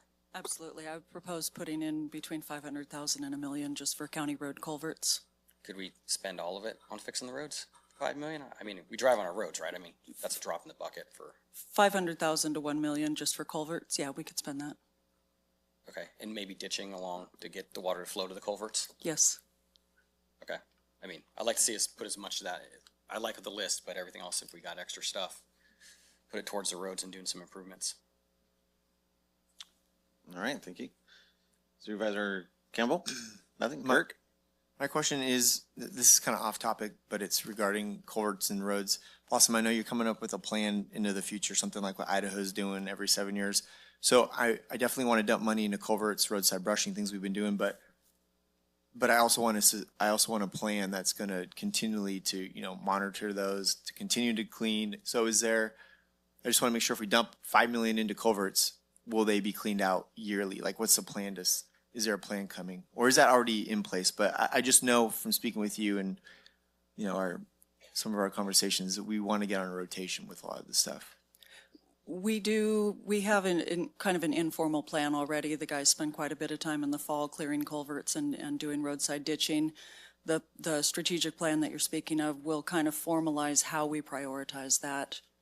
And then the addition of a couple of road workers, if we can get the funding for those that were added, will help tremendously. And obviously we can't use, because I know we potentially lose 2 in a few months. Is that correct? The roadside workers? I know there's funding needed for those 2. Can this be used for that? It's mitigation. I don't know. We can ask. Yeah. Okay.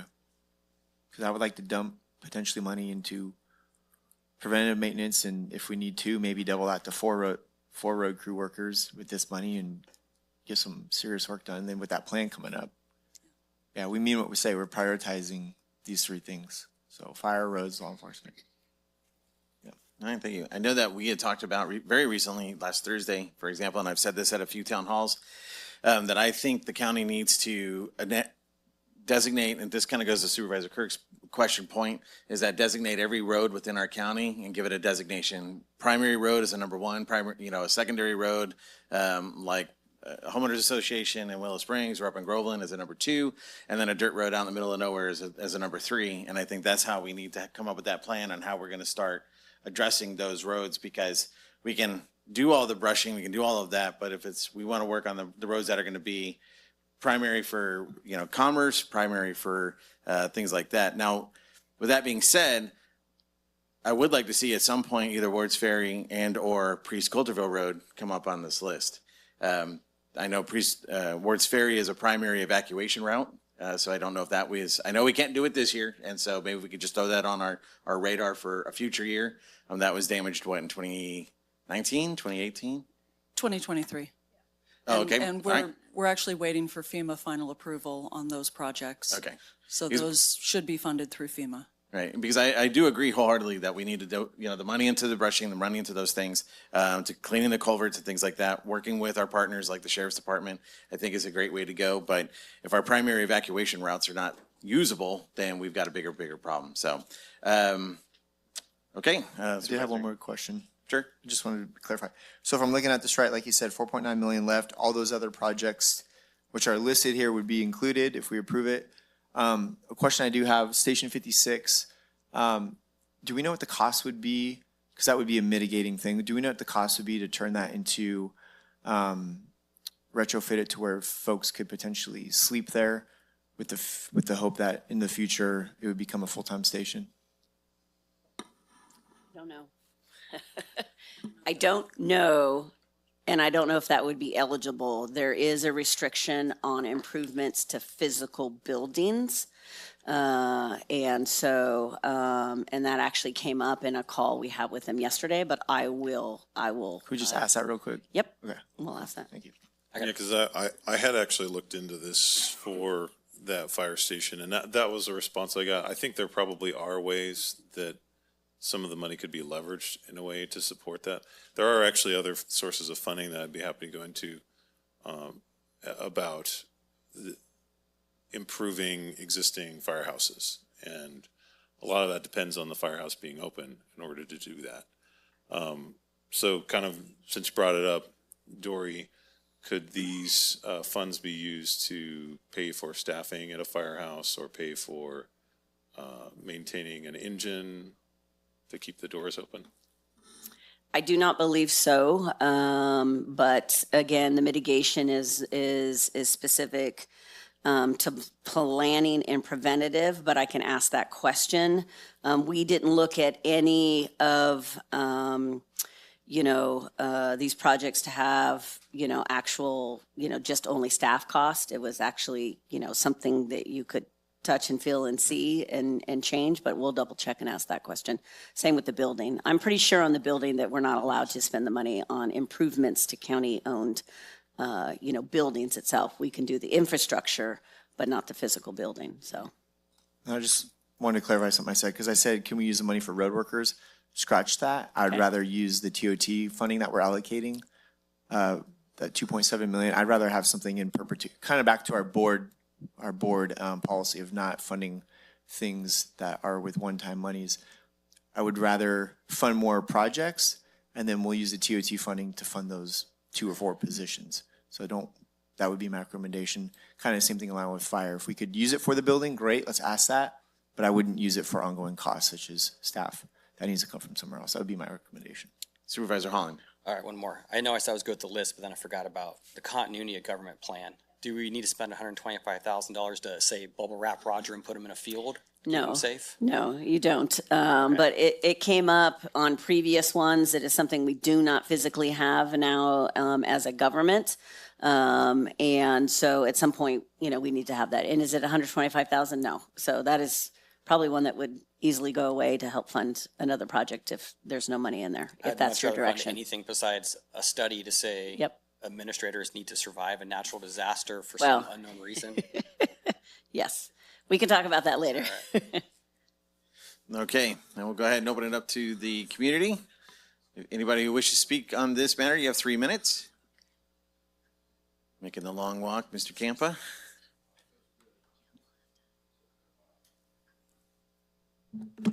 Appreciate it. Pete Campa, General Manager, Groveland Community Services District. I really appreciate the board's consideration of this item. As you know, we provide the water and wastewater services, among other services in Groveland and Big Oak Flat.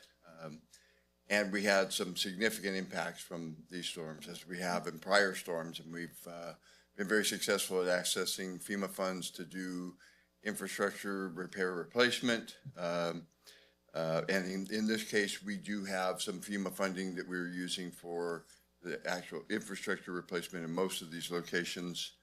There's a large local match which comes directly out of ratepayer dollars. This would help to offset that. In addition, there are other projects that are contained within our application materials that are specifically funded with the CDBG DR funds. And they would strengthen the infrastructure so we don't have this happen over and over. As you know, many of the projects that were built in the county were built very quickly, may not have been to a current standard, so they had to cross creeks and drainages, and they buried the pipe on either side and set rocks on top of it in the bottom of the creek. And when you have flood situations, those rocks tend to just disappear, and then the pipe's hanging in the air. Those types of things happen a lot. We've got some culvert issues on roads that are, or on a road that is appears to be privately owned, and it's got the infrastructure hanging in the air right behind downtown Groveland, and can cause some major problems with that. So we're making a number of improvements with this money. We've done quite a few improvements over the last, about 30 million in the last 5 years, and we want to continue that progress, and really appreciate the county's inclusion of our application in the CDBG. Thank you, sir.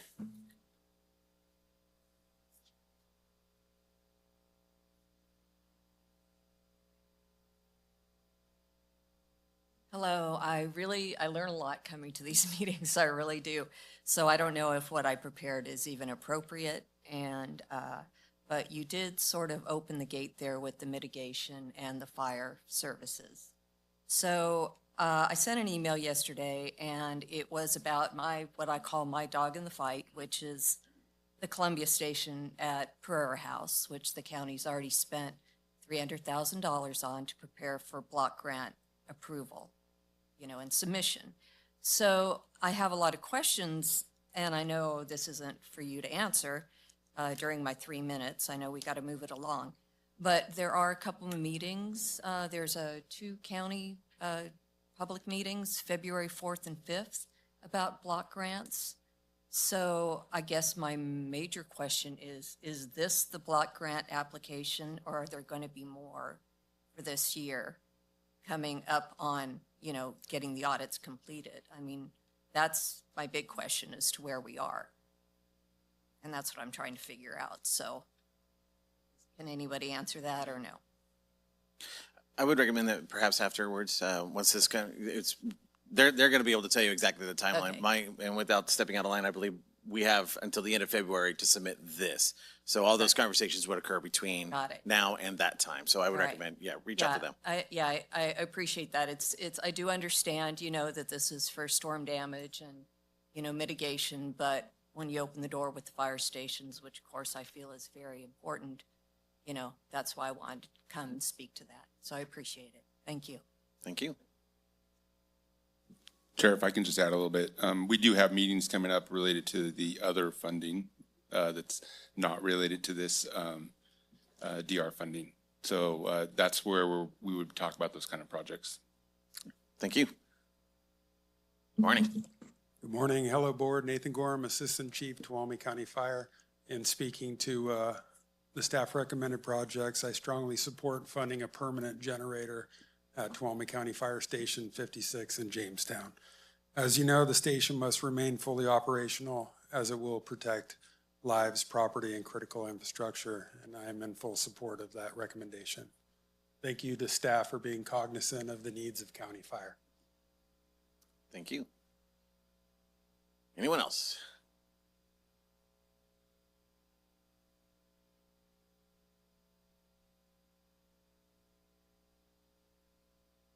Good morning. Good morning. Quincy Yaley, and I'm here representing the Tuolumne Park and Rec District. I wanted to thank the OES staff for meeting with us and for taking the time to tour the site with me. This coordination was really valuable in making sure this application was strong. And supporting this project will be money well spent on your behalf. So the district is the applicant in this funding, but the project's intentionally structured to be a collaborative basin scale effort.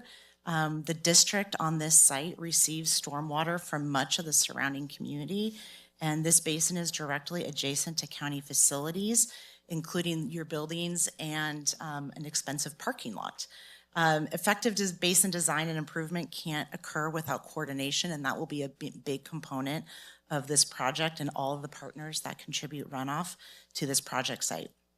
We're looking to prepare a stormwater flood mitigation plan to address longstanding and recurring flooding on district facilities.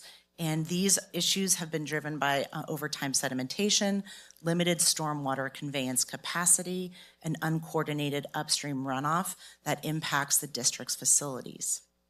The core of the project is a planning level drainage and watershed study, which will identify deficiencies that contribute to flood risk and develop conceptual mitigation strategies such as stormwater retention, flow control, and nature-based means that reduce erosion and manage runoff more effectively. Where we will be doing the required environmental review so that we can do future implementation. This request is for mitigation planning, and in the event that we can find additional funding, we'd like to move on to implementation. But once the project is implemented, the ongoing maintenance will be the district's responsibility. And we're hoping to establish a framework and get the permitting to allow that to happen. In short, this project moves the community from reacting to flood events towards managing flood risk deliberately and collaboratively and at the appropriate basin scale. Thank you for having us, and I'm happy to answer any questions you may have. Thank you. Okay, seeing none, go ahead, bring it back to the board. Who wants to lead off? Supervisor Campbell? Yeah, I'm supportive of all these. When we're talking about roads, there's one that we had been talking about in the last budget cycle, which was Big Hill Road, which didn't make it onto this. What was that considered, or was that, because I've brought that up a number of times and I was kind of thinking it would be included on here because of, not only the evacuation elements, but the kind of revitalization of the community up there. Was that road considered at all? We're still working with the technical committee to see if that would be an eligible project. Okay. When do you think you might find out? We'll be meeting with them Every week. weekly Yes. through, Monday. yeah. Okay. So, So that would be my request, is that be included as a potential project. We had talked in the past, you and I have talked several times. I don't remember which conversations were public here at board meetings or just between you and me coming up with ideas, but we talked about dividing into 3 sections. Obviously, there's that top section that's the middle section is the worst, but the top section is the worst with the largest number of people that live and use that road for day-to-day travel and evacuation. So if there's a way we could break it up that way to reduce the cost or at least get some relief to the people that live up there, I'd be open to looking at that. Because obviously it is, just like Tuolumne Road North, it is a very large, long road that connects one community to another. And so those are the most difficult ones to repair, are the large, long ones that are kind of out there. So that'd be the one thing that's not on here that I'd like to see. okay. Supervisor Kirk, Holland, nothing? Go ahead. He's got nothing. Oh, sorry. Not that he has nothing. I just want some clarity as far as we were talking. So yes, all the projects, and Quincy, thank you for being here. Just so you guys know, it sounds like it's going to move forward, but that project in Tuolumne Parks and Recs area, I jumped on board with it simply because the CRC in the library, all those are potentially, they've flooded before, they're at risk for flooding, so it's a win-win both for our buildings and also for potential development and for the park. So thank you guys for hearing her out on that. My only question is, I just want to be clear with the 4.9 million left. My motion or my recommendation would be to dump that money towards doing roadside brushing, culvert, all the preventative maintenance. But I don't know if you can make it in tandem, Blossom, with your plan coming up. I like to see how it's going to work into your plan. The 2 or 4 road crew workers, I want that to come out of TOT, so that would not be included in this. But then before you expend all that money or that 4.9 million on a plan for preventative maintenance, I would like to know if we could put any of that towards the station there that is slated to close in July. That would be my only holdup, is can we get a report back on that? So why don't we do this? Why don't we, unless there's any other board discussion, why don't we tentatively take a vote or make a motion to accept as presented, and then perhaps in the February meeting, you could bring back a real quick, hey, we can do Big Hill, we can't do Big Hill, and if we need to alter on the fly right then, but not a full presentation. It's like, yes, Supervisor Holland, or Supervisor Kirk, we can do the fire station, Supervisor Campbell, we can do Big Hill, and we can adjust. Does that feel good for you guys? Right, so I want to make a motion. Are we just giving direction, or are we actually making motions? So February is when we find out with the rest of the money, 4.9. Did I miss that? Okay. All right. Thank you for the clarification. So the direction is move forward. We'll see you in February. Yep. Answer the questions, please, regarding Big Hill and the fire station. And then we will do the final checkoff. Right, and the reason that we have remaining money that's not obligated is that we're still having public meetings, and so Right. we don't want to obligate all that money, have an idea come from the public that we really like, and then, we can't do that because we already spent Agreed. money. So. Right. Yeah, and Chair, if I would suggest for the public, if they reach out to you, just forward us any of those projects and we'll vet them out. We do have set aside for February 10th. That's the meeting that we'll bring this forward. We won't bring a whole presentation. We'll just bring one slide that says these are the projects and this is what we found out and this is the choices that you will have then, if that works. Okay. All right, I appreciate. can we do the resolution now, or do you want me to push the resolution to? The resolution is just the authorizing. I'll make a motion, we approve the resolution. Is there a second? Second. Discussion? Seeing none, all in favor say aye. Aye. Thank you. So 4-0-0. All right, thank you. Thank you. Okay, so we're going to take a 10-minute break for our next item, which will be item number 15. Because I like baseball, I'm going to give you the lineup. So item number 15 is next, and then 12, 13, 14, 16, and 17. All right, don't make me break out the gavel, which I don't have one. I'll go bring my own, but I never got a gavel. Oh. Previous. Oh, ha-ha. I have the power. Ha-ha. Huzzah, as they say.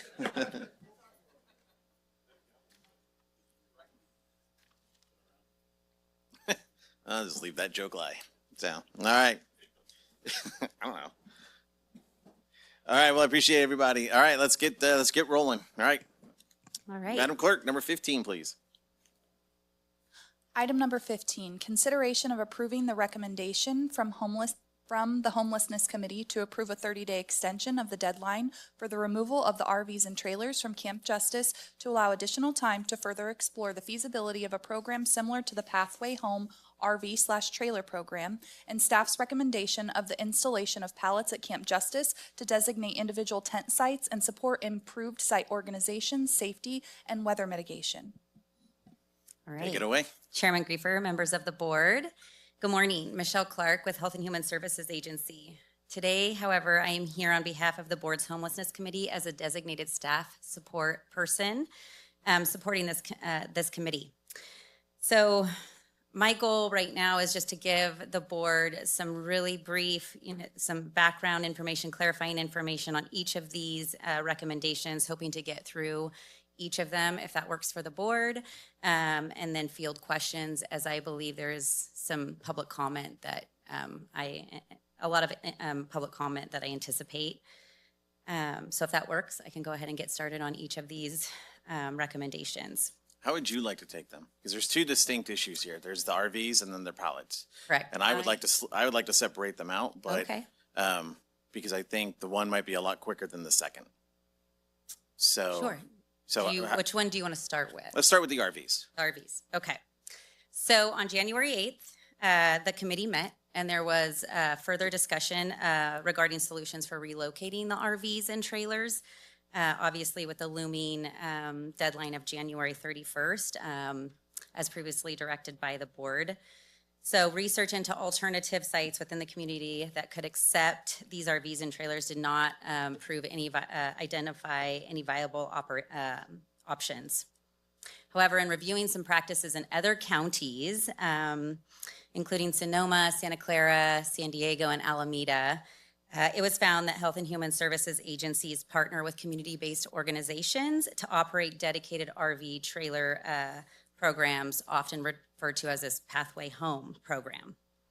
During that discussion, 3 potential local sites were identified, 2 through possible CBOs, community-based organization partnerships, and 1 private property owner.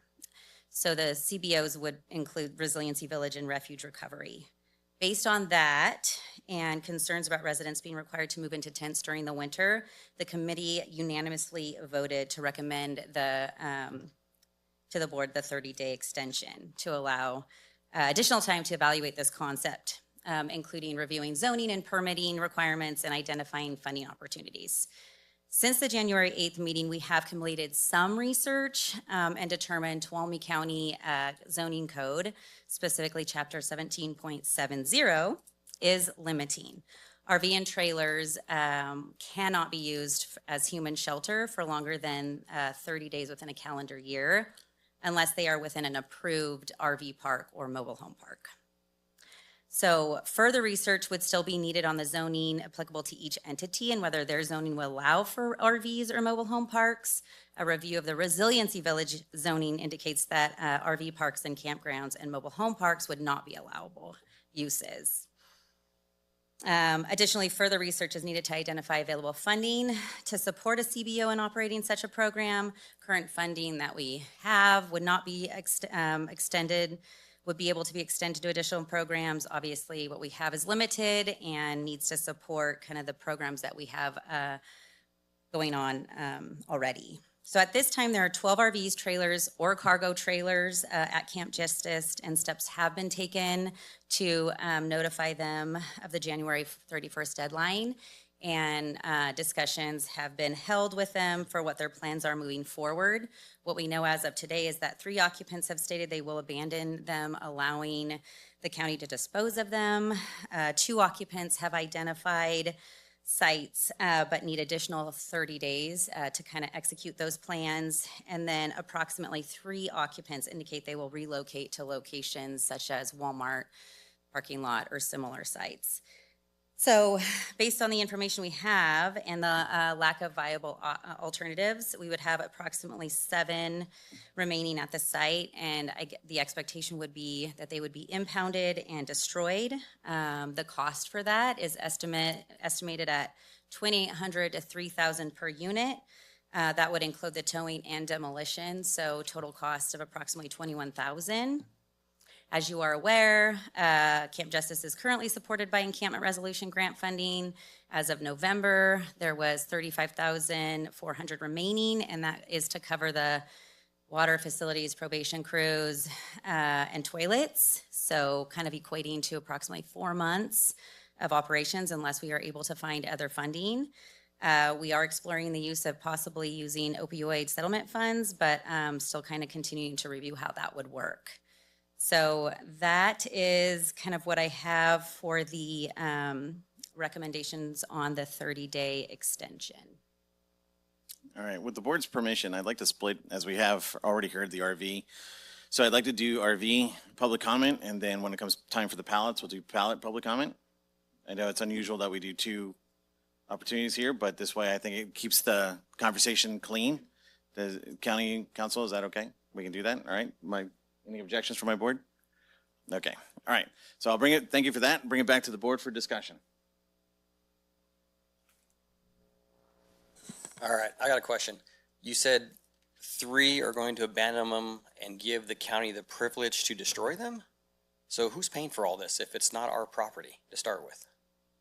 So my understanding, and I'm going to kind of refer to Roger for this to answer. So we would have to use abatement funds. Currently, we have about 13,000 left in ARPA funds that's allocated for vehicle abatement. It's the same funds we used to clean up the trailers after the fire at Camp Justice. And then we would have to probably use funds from the Code Compliance Trust Fund, which has about 500,000 in it to abate the remaining ones. So I think this goes back to the point of some conversations that have occurred here for, well, almost an entire year. I would say that this needed to get cleaned up and got done, and it seemed like it keeps getting kicked down the road. We finally drew a line in the sand, and now we're like, yeah, that's fine. You guys made the decision, but we don't like it, so we want to change it. The cost of destroying one RV almost runs that camp for a month. So now the camp will lose 3 months of funding to destroy one RV, and you just told me there's 3 and potentially 7 more.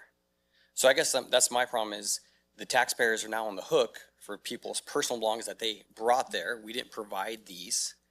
We didn't buy them and move them in there and say, well, here you go. These were brought there, and now it's now falling on the government to do that. And that was the opposite of everything we talked about what Camp Justice is supposed to be about, right? It's supposed to give you a spot to stop to eventually hopefully transition to Soldieville or one of these other things to find permanent housing, whatnot.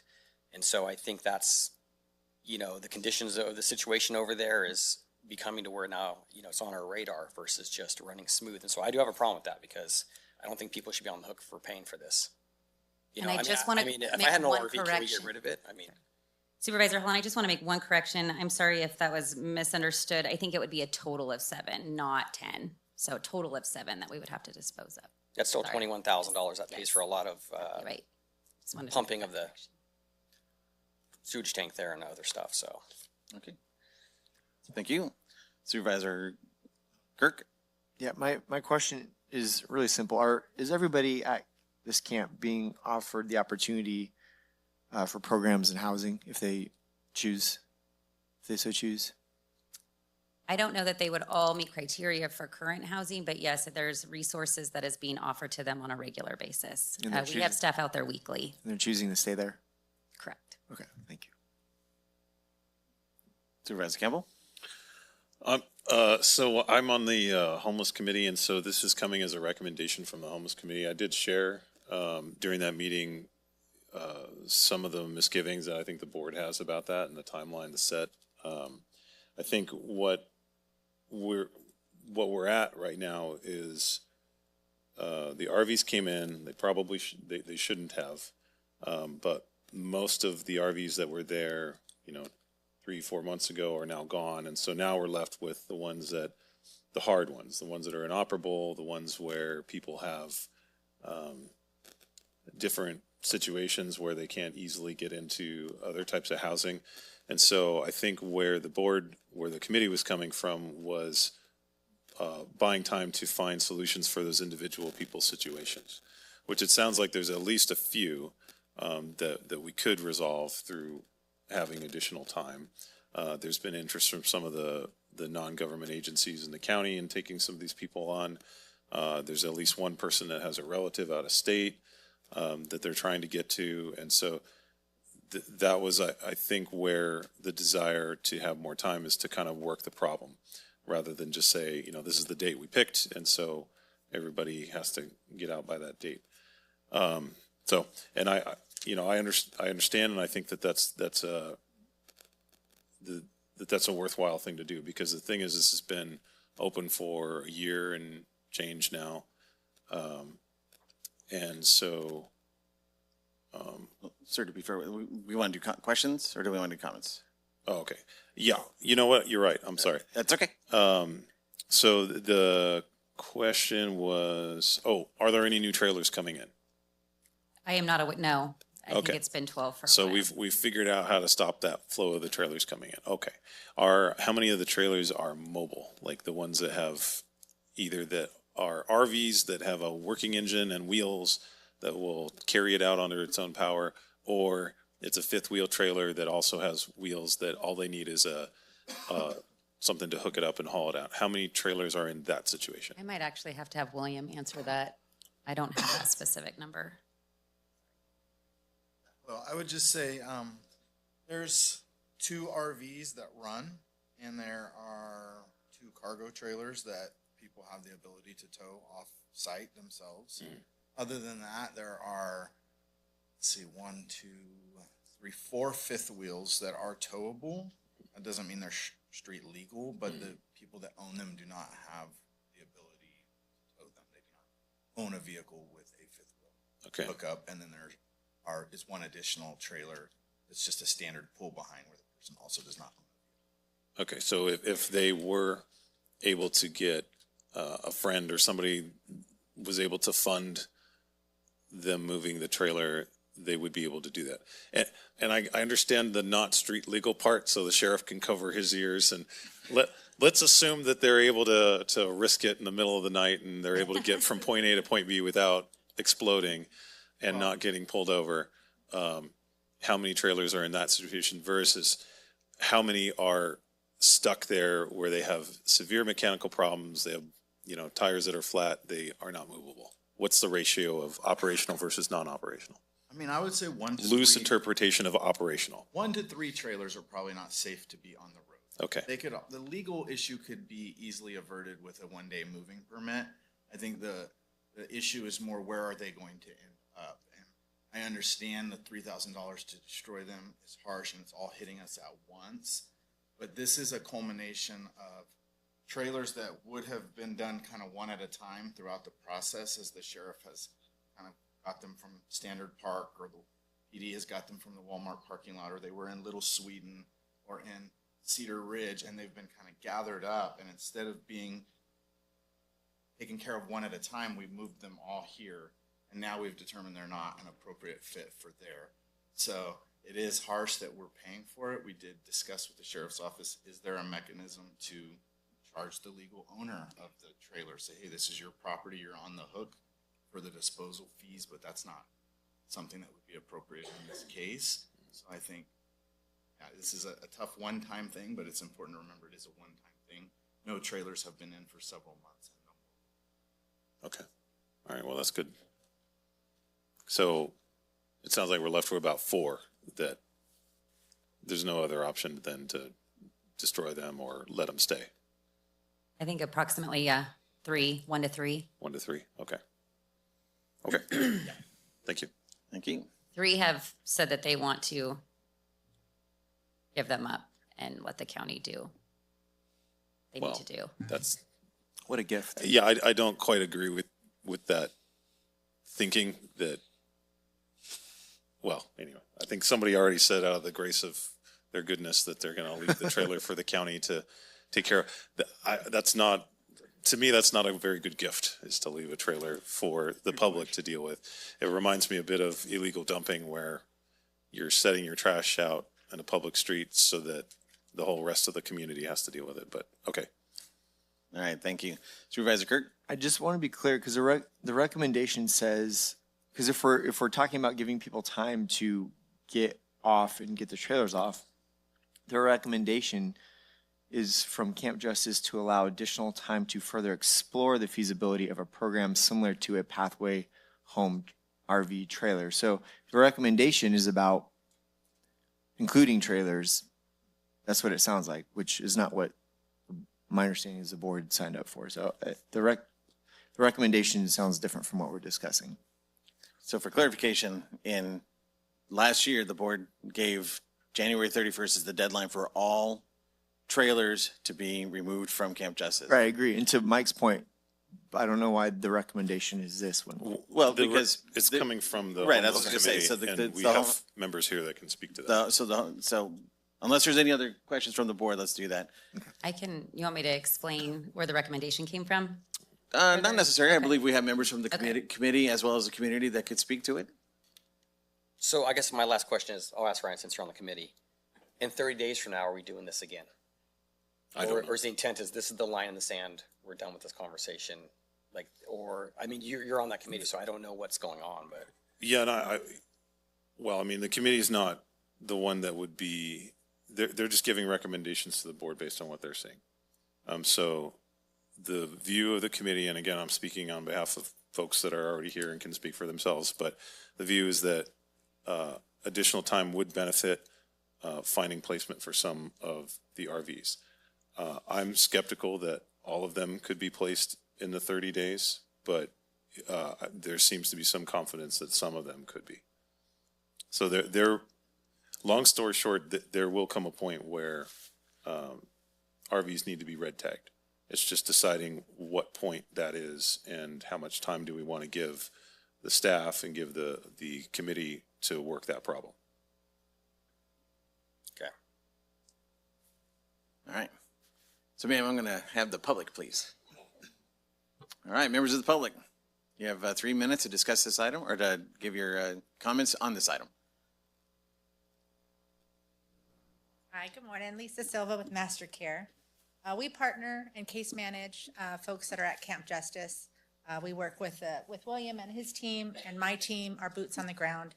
And I participate at the homelessness committee meeting, and I have when Safe Park was initially brought to the Board of Supervisors a couple years ago.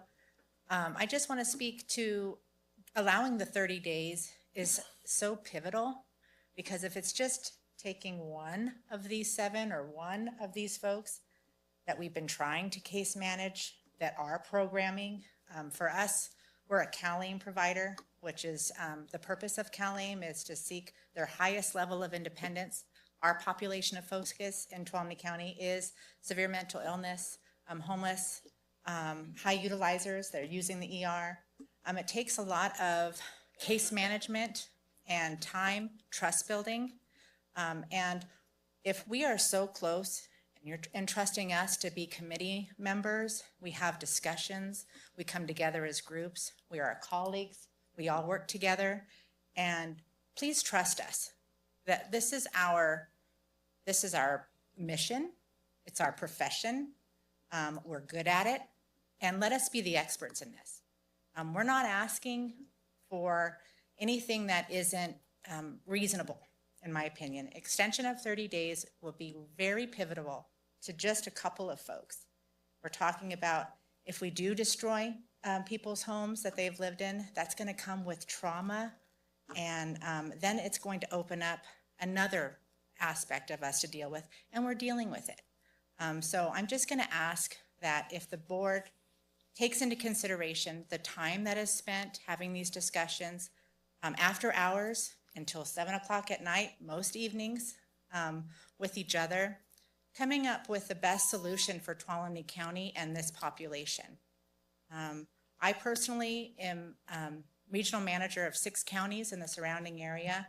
I live in Tuolumne County though, so I spend most of my time here focusing on the resources that are available to this community and allocating those funds appropriately. So obviously that 3,000, that's a scary number. So if we can negate that number, even by 1 or 2, give us a chance to do that. There are more people here that like to speak to it. One is one of my colleagues and then several other people. So thank you for your time this morning and your consideration. Thank you. So I know no one likes standing in a line. Come on up. No one likes standing in line, but it's an easy way for me to gauge how many people and what kind of time management I have. So if you could form a line, that would be great. If you can't, that's fine as well, but it just helps me. How many people are interested in speaking on this topic? I got 2, 3. Okay. All right. All right. Thank you. Hi, I'm Nikki Hiskey. I formerly was running the shelter with ATCA, and then I've changed roles to Master Care as a care navigator, working with a lot of the community members that we're actually discussing today. I've been part of the homelessness committee for quite some time, as well as the Camp Justice Work Group. I will say it's not that the work isn't being done, it's diligently being done, but there is that 30-day extension that's important. A lot of the people from the trailers have gone. I think Supervisor Kirk, when you're asking about them accepting going into other programs, I think one of the difficulties about that is they have to be vetted, right? There's the vetting process to go from Camp Justice into Soulsbyville to the Navigation Center. A lot of the times that happens going from the shelter, and the shelter has been remarkably full, or there are other factors such as maybe a pet. And I know some of our, especially in our elder community members that are out there, having a 17-year-old dog is not something that's been a companion for the last 17 years for them, and it's not something that's just going to be given up easily. So I think that's one of the difficulties when the question is being asked, what about accepting going into the other programs, is the vetting process. And the vetting process has to happen because of the relationship and the rapport with the neighbors that are there, that it was agreed upon that that would be a stipulation to the Navigation Center even being ran the way it is, right?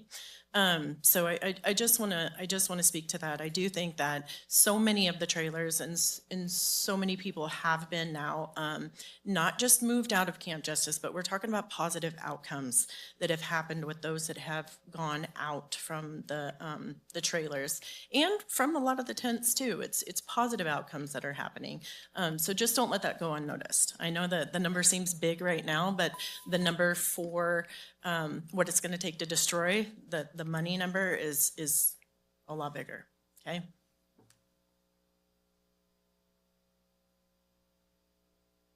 I finally got a place to live. 2020, Camp Hope, Camp Justice. You guys, this is a challenge just for us too. The trauma, the changes, my dog, my mom, the loss of so much. And to try to figure it out, unless you've lived it, you have no idea. And to go out and just destroy somebody's, it's going to cause anger, trauma. I don't know, guys, but it can be done because I'm talking it. I got a nice place to live now too, but it's taken a long time.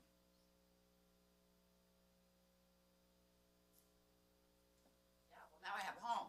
Good morning. I live out of Camp Justice right this minute. I've caught a lot of mobile home parks, and they're very expensive. And by the time you get done paying everything, you have no money left on this low income.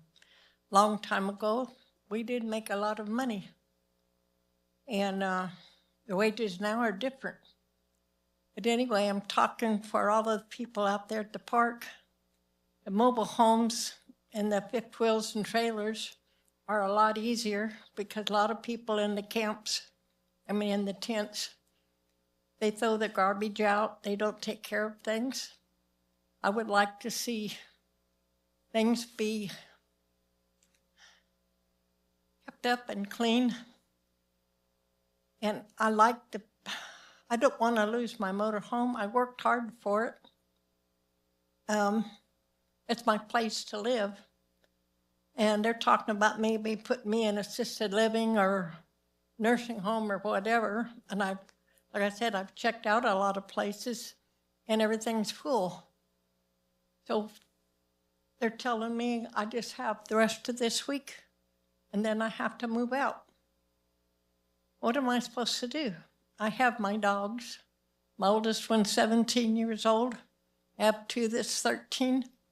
And you're telling me that I have to get rid of everything and all of my stuff and more or less ending my life. I've been out working in my yards. I've done the flea markets. I've done all kinds of stuff to survive. I couldn't work in the air condition because of my health. But I've survived all these years, and I just turned 79 years old. And I think it's a shame to make me get rid of my motor home. And also I've seen this winter with the tents, a lot of them down by the fence, they got washed out. They had to put new tents, new bedding and everything up for these people. And I think that's horrible. And in a motor home or travel trailer, you wouldn't have that expense. So anyway, I'm sticking up for me and my dogs and the other people that's there in the motor homes and travel trailers. I just think it's a shame. And telling me that I have to get rid of everything that I have, my dogs and my stuff, to move into a nursing home or someplace, assisted living. That's not fair. It's not fair at all. And I feel sorry for you guys because times are going to be a lot worse when you guys get older. A lot worse. Thank you, ma'am. In time. And I just Thank you, feel ma'am. bad.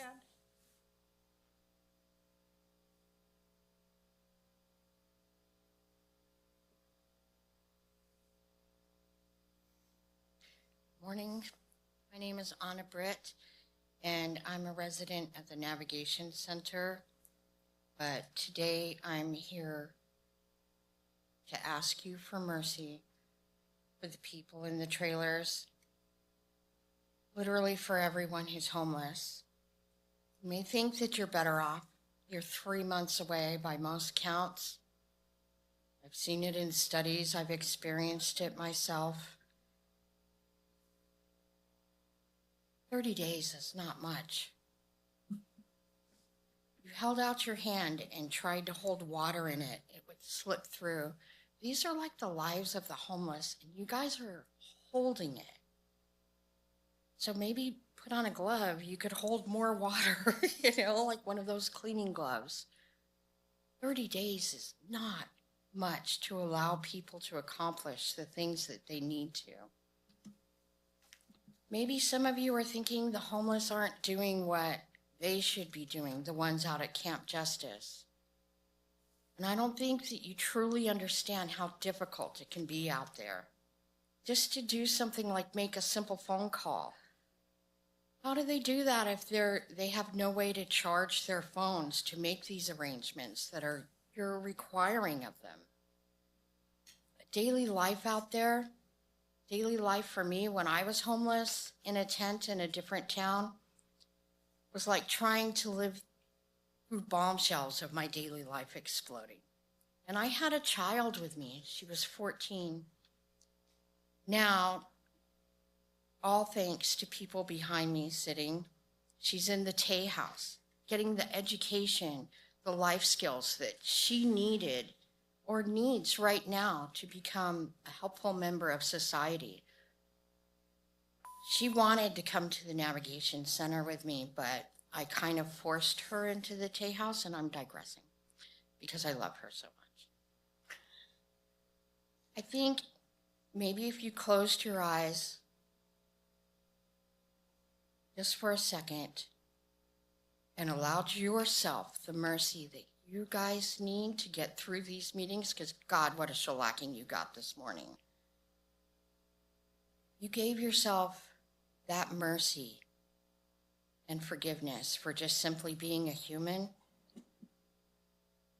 you would experience self-compassion and could maybe share that with the homeless community. Thank you for your time.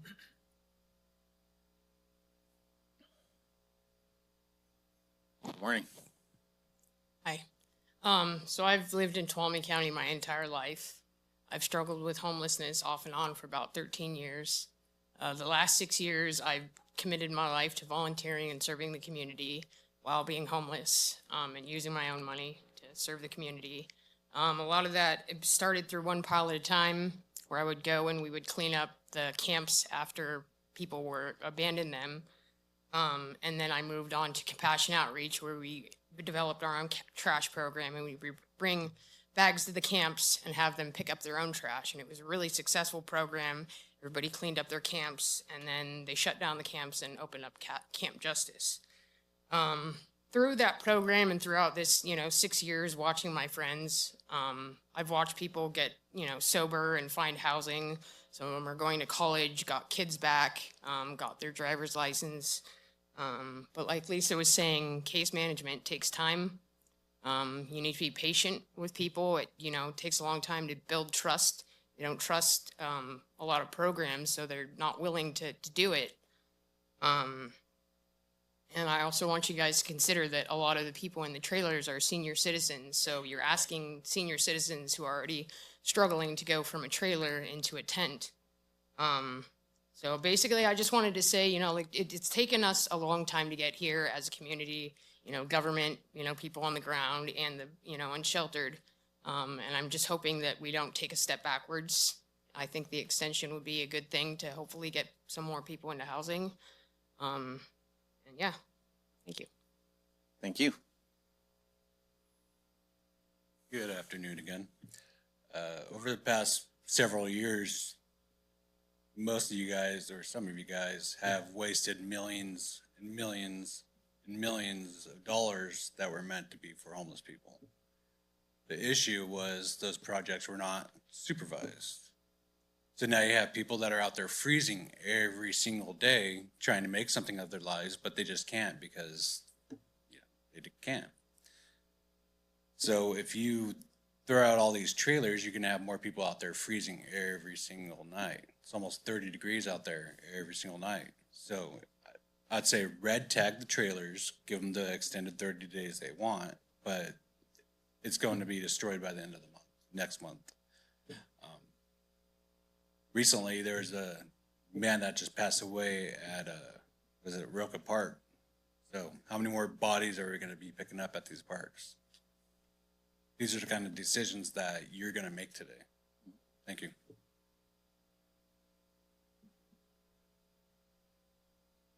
Apologies for my voice. Went out late last night.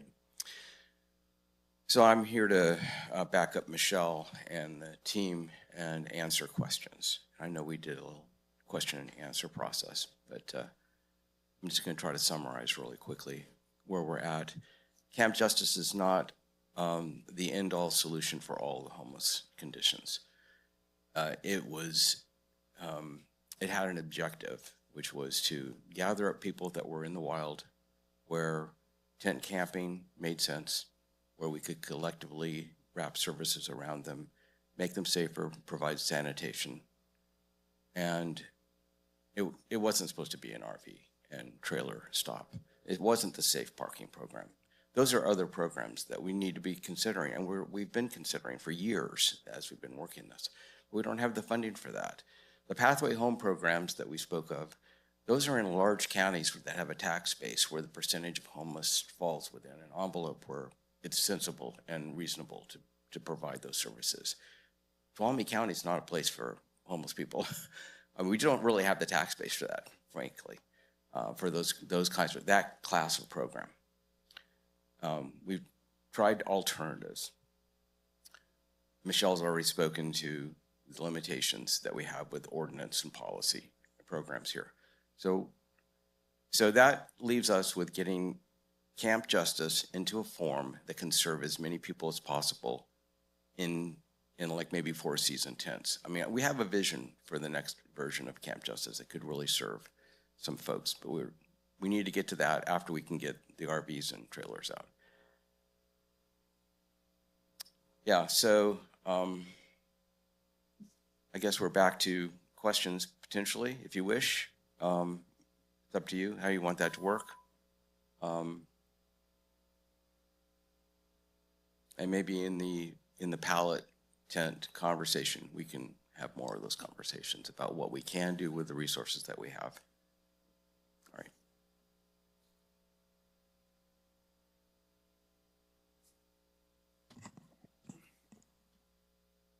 Still morning, technically. Morning, Board. Dave Vasquez, Sheriff of Tuolumne County. I think I didn't see anybody behind me for the remainder of public comments, so I was coming just as part of the county team and representative of the people. So that buzzer goes off, I might still talk past that. Just want to extend gratitude to the committee. I serve on that committee as in an advisory capacity.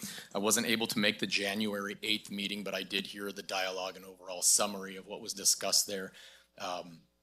I will say this, I can attest that the program that is being run out there, the collaborative effort is working. And it has been working since, I think I'll say since its inception of, April-ish, May-ish of 2024. And we've seen a difference not only in our community, but we've been able to take steps in a process that successfully approximates how people are going to experience success in this space that the people have been so gracious to grant towards us. This pilot program, very temporary, limited expectation of privacy area that these folks are able to stay in. And I've heard the number 30 days and talking about, are we going to come back and have another 30-day discussion or whatever that looks like, and the costs, all of those things weigh heavily on my mind when giving these recommendations.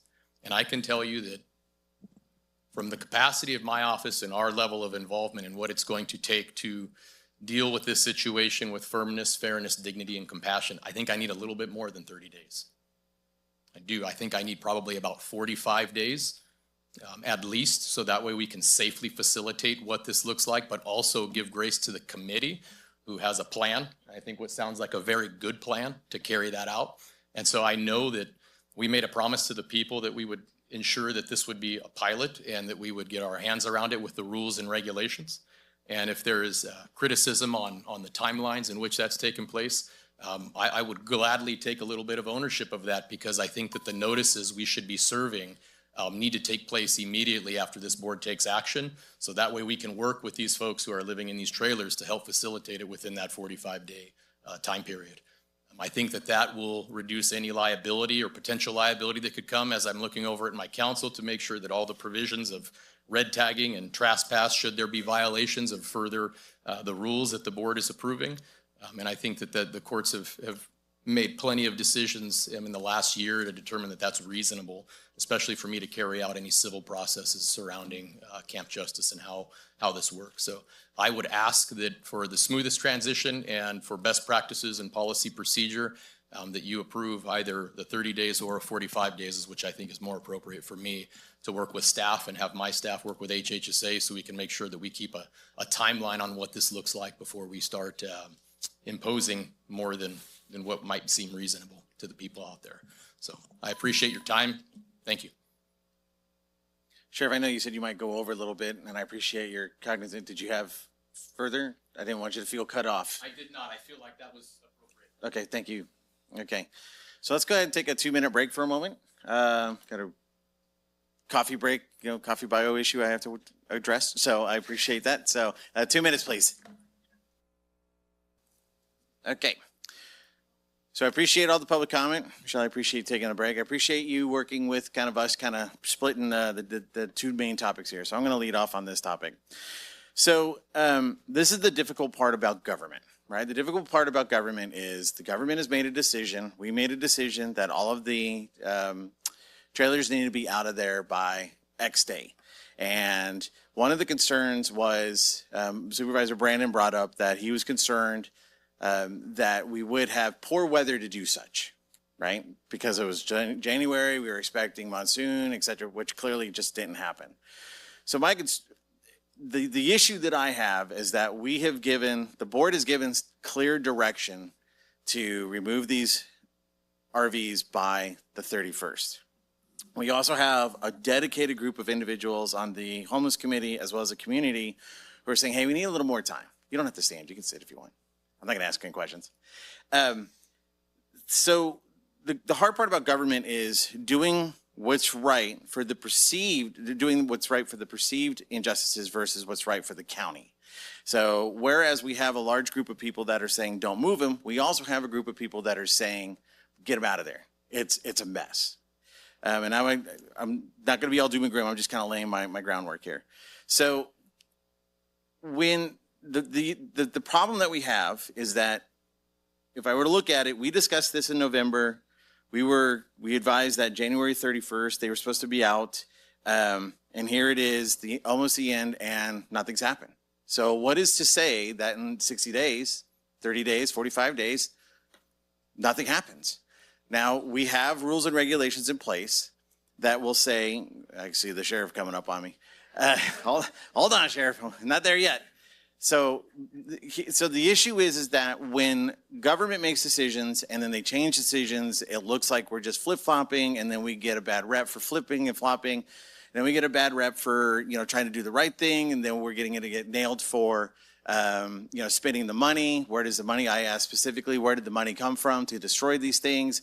The question of who's going to be on the hook for it. Supervisor Campbell, eloquently said that it's not a gift, right? Somebody leaves and just abandon their property. It's not a gift. We're going to have to pay for that. And should the supervisors pay for that? No one that on the record.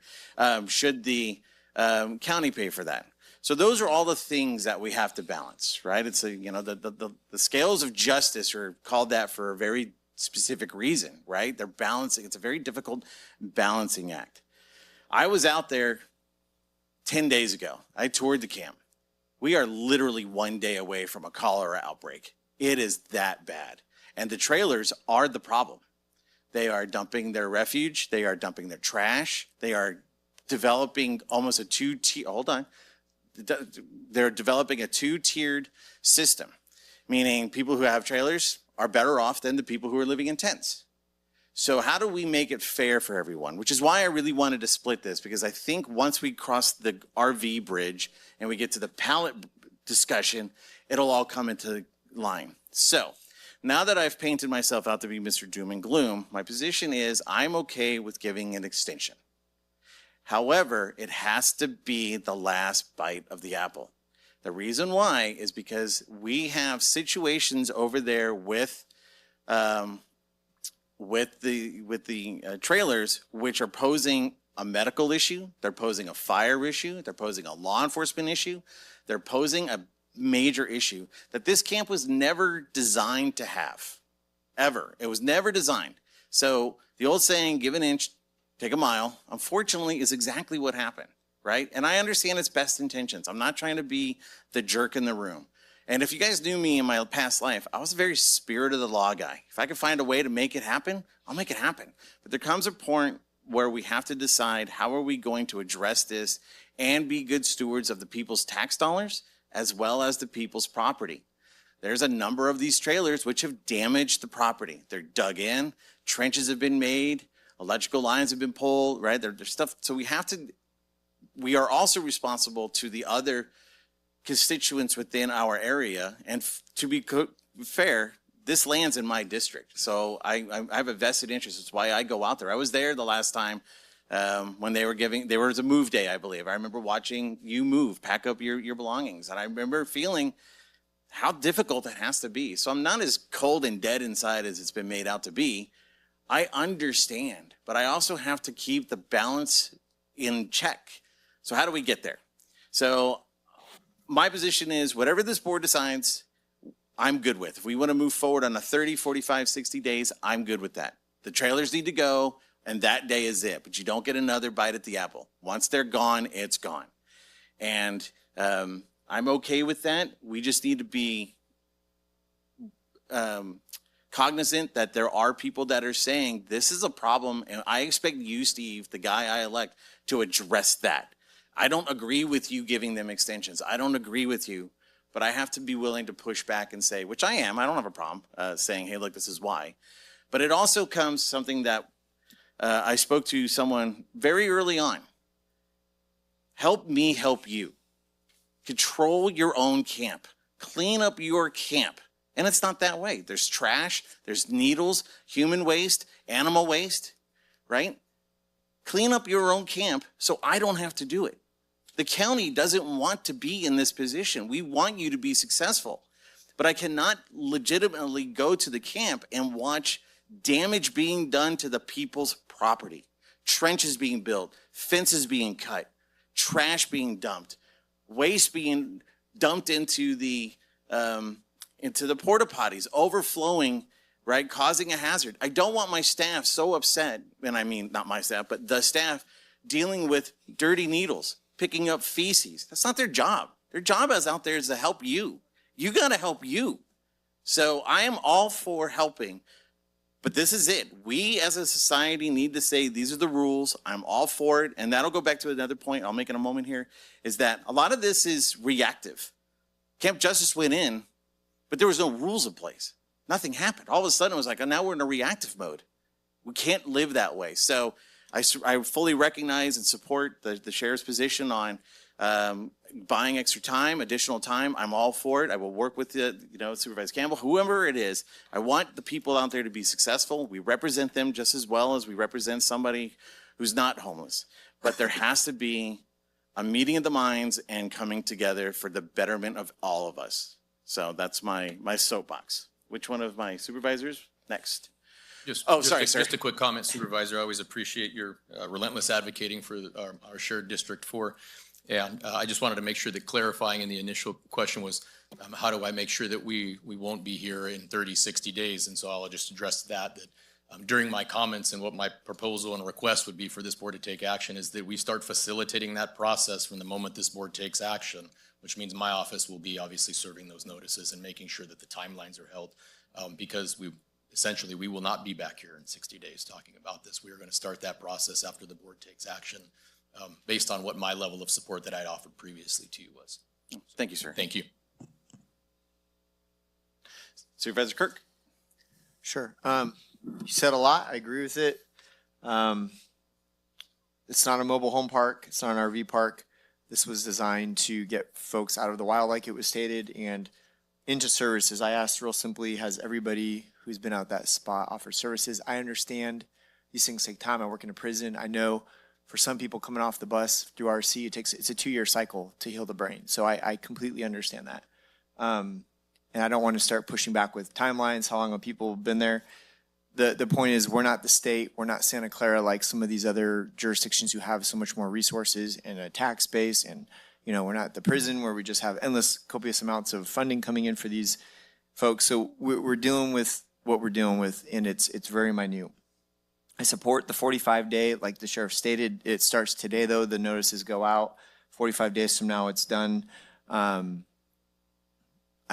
don't know what else to say other than if we are offering the services and we have the people on the ground doing the work. And I don't want the work to get lost in translation. You guys are amazing. The work that you guys have done is phenomenal. We're doing the work. I mean, can you imagine where we've been the last 5 years and where we are now? This is a good thing to be arguing over. So I'm going to hold the line 45 days. I don't want anything back on the agenda asking for another extension. Just so you guys know, I'm not going to say, but our board's not heartless. Some of us have offered in past times to connect people with services, with personal services, with personal stuff. Today, somebody was just offered somewhere to live by a community member. This community wants to help people who want to help themselves. And when you get those dicey situations where they got dogs and they're like their children, like, we hear you and we get that. I remember when my dog Amos died, I was 14 years old. I cried more about my dog dying than my parents' divorce that year. So I get it, all right? But I don't have all the answers. I just hope staff can connect people An idea that I had 3 years ago, which was, can we vet some community members who may have an open room, who may be able to take in dogs? I don't know, that fell by the wayside. Maybe we should have that conversation again. But I know there's people in this community who have open space, they have open lots, they have rentals, or they have an open room. And if you guys are listening to this conversation online, call into the county, let us know you're there, because we have a handful of people who I think could really use help, and they can't because of a dog or two. So I just want you guys to know today somebody in this room reached out and gave somebody a place to live. So we're humans, we're people, but we got to govern, and we're doing the best we can. So that's it. Thank you, sir. Supervisor Holling? Sorry. Okay, so I came in today. Oh, man. That's your best advocate right there.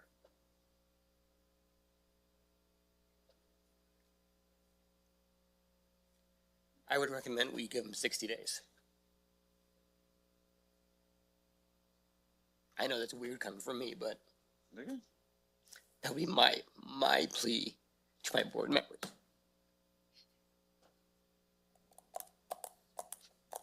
Okay.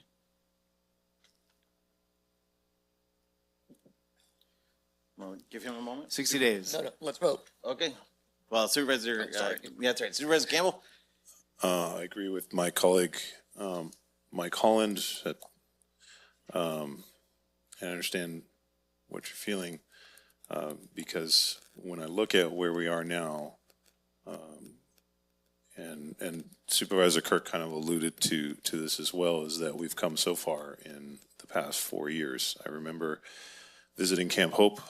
It's an encampment that's on top of that was on top of a trash heap.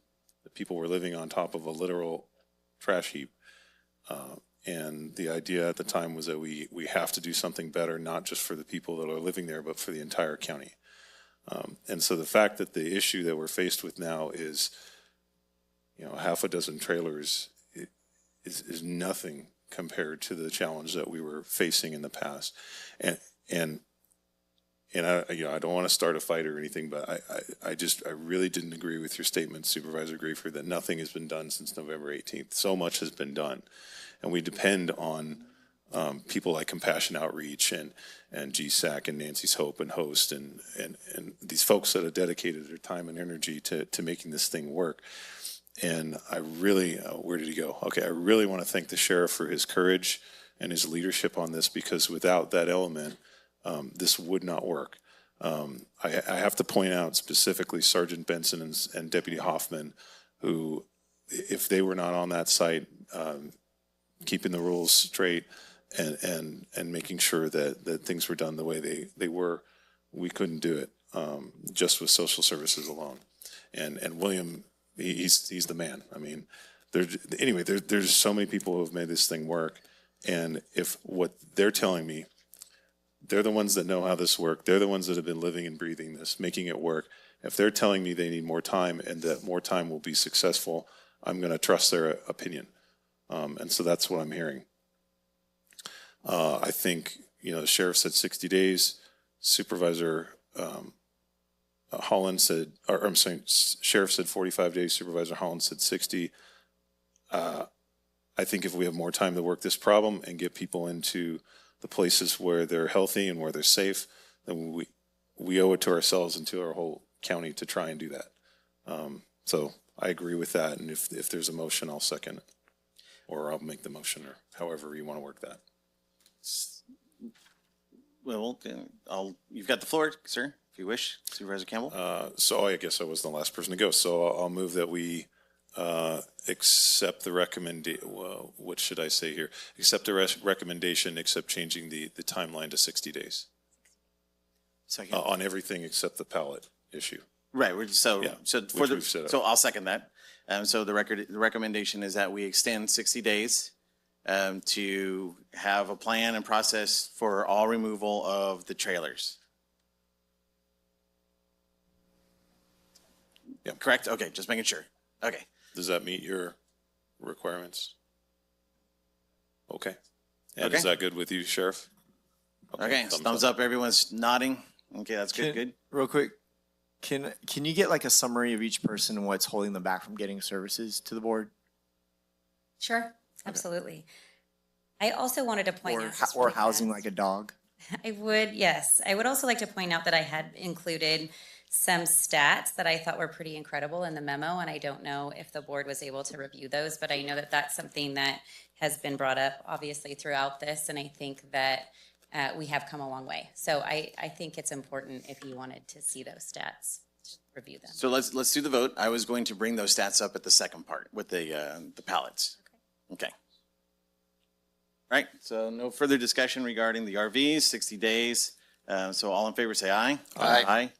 Opposed, abstained. So if that passes 4-0-0. Okay. All right, now the ballots. All right. And really fast, I also would just like to thank Supervisor Campbell for recognizing the work that has been done since November 18th. I did not want that to go unnoticed as well. I do think that it is very difficult to try to find alternative sites in this community. So I appreciate setting that record straight. So the committee is also bringing forward a proposal to create designated tent camping sites using pallets. Health and Human Services has already purchased 120 pallets, plastic pallets. We used whole person care grant funding that expired in June 30th of 2025. The concept is to combine 8 pallets to create a raised platform for each site. These platforms would clearly designate boundaries for each site, improve organization, and reduce accumulation of items. It would help support enforcement of existing Camp Justice rules and the new ones that we plan to implement, and to reduce residents from hopefully digging trenches and further ground disturbance to divert water away from their tents. The pallets would be secured in the ground and numbered to create orderly assigned sites. The goal would eventually be to enforce occupancy only within those designated sites. Currently, there are enough pallets to create 15 platforms. Sergeant Benson actually developed a site diagram for the board's reference. I gave you each a copy, kind of current, what it looks like now, and then what it could look like with these, pallets. It could possibly fit approximately 39 sites. We don't have those pallets right now. But if you look at that, A and B labeled tent spaces, continued car camping in that center island, and then nosed-in parking for residents and visitors along the west boundary fence. So that is kind of what we were looking for to do with the pallets. Again, we have 120 right now. We could create 15 if the board was to approve this. And if we went beyond September of 2026, we could look at further funding to kind of explore additional pallets. Okay, thank you. So, go ahead, Supervisor Kirk. I was just gonna say, do you have a picture of what these things look like anywhere? It's right here. It's just No, I see that's what that. it would look like. I don't have a picture of the pallets. I I'm apologize. just trying to get an idea. Okay. They're regular pallets, like wooden pallets are just plastic. Okay, so no costs, is like, because there's some companies online that actually sell pallet housing. That's why I wasn't sure. No, these are just plastic pallets that would, They look like the ones Costco uses when they just put a pallet of stuff in the yeah, middle that of you the just aisle. Okay. lift up with a But they're forklift. plastic, That's what they're they not are. Yeah. Okay. There are currently 4 out there already. And did you want to give those stats? Yeah. You want me to give the stats of Well, Camp? Yeah, sure. I can do that.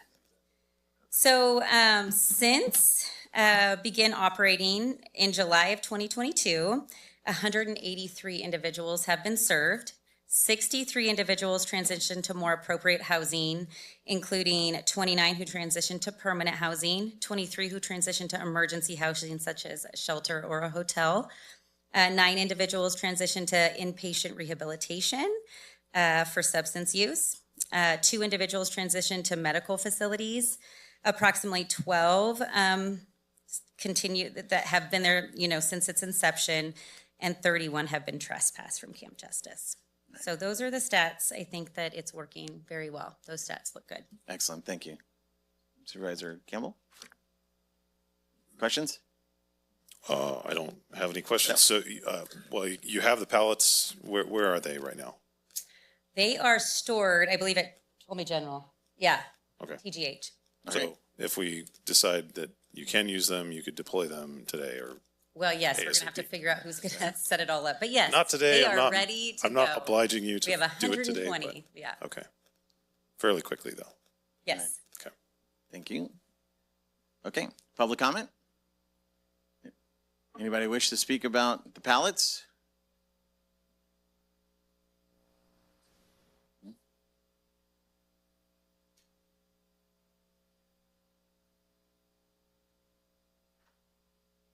This winter, I watched a lot of the ones with the tents and the pallets, but way the ground is sloped. I'm not very smart. I haven't been to college or nothing. Mine is life experience. But anyway, where the pallets are at, instead of putting one like that and 4, you're gonna have to build them up more. You're gonna have to at least put like 2 or something to get them up, raise them up to where when, because a hill goes like this, and the water goes right down the hill. And it goes right into where the pallets are at and the tents. I watched it this year. And the ones that was right there by me, their clothes, everything just got soaked. And their bedding and everything, and they had to give them all new bedding and everything. So if you do the pallets, you're gonna have to put like 4, and then put 4 on top of them to raise them up because of the hills, because they're sloped. And the water goes right down to them.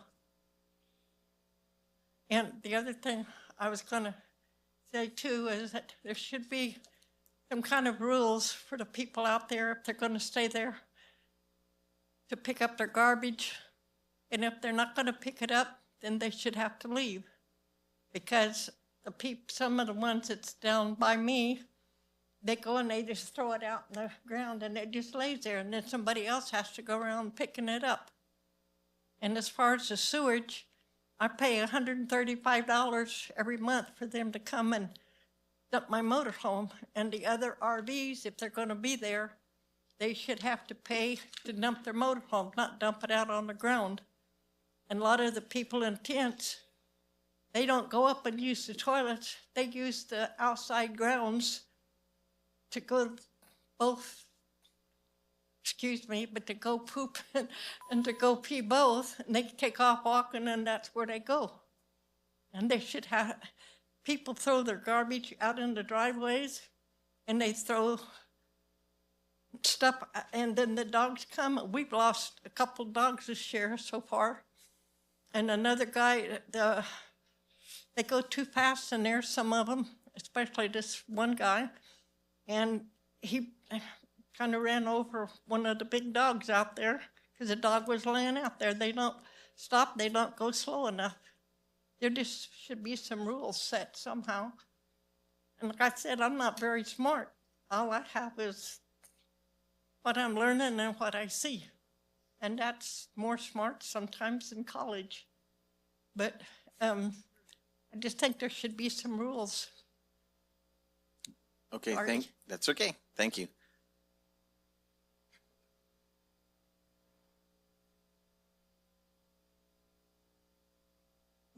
The original plan for the pallets was to grade, and in some cases, if it was necessary, put down rock so that they'd be level and stabilized.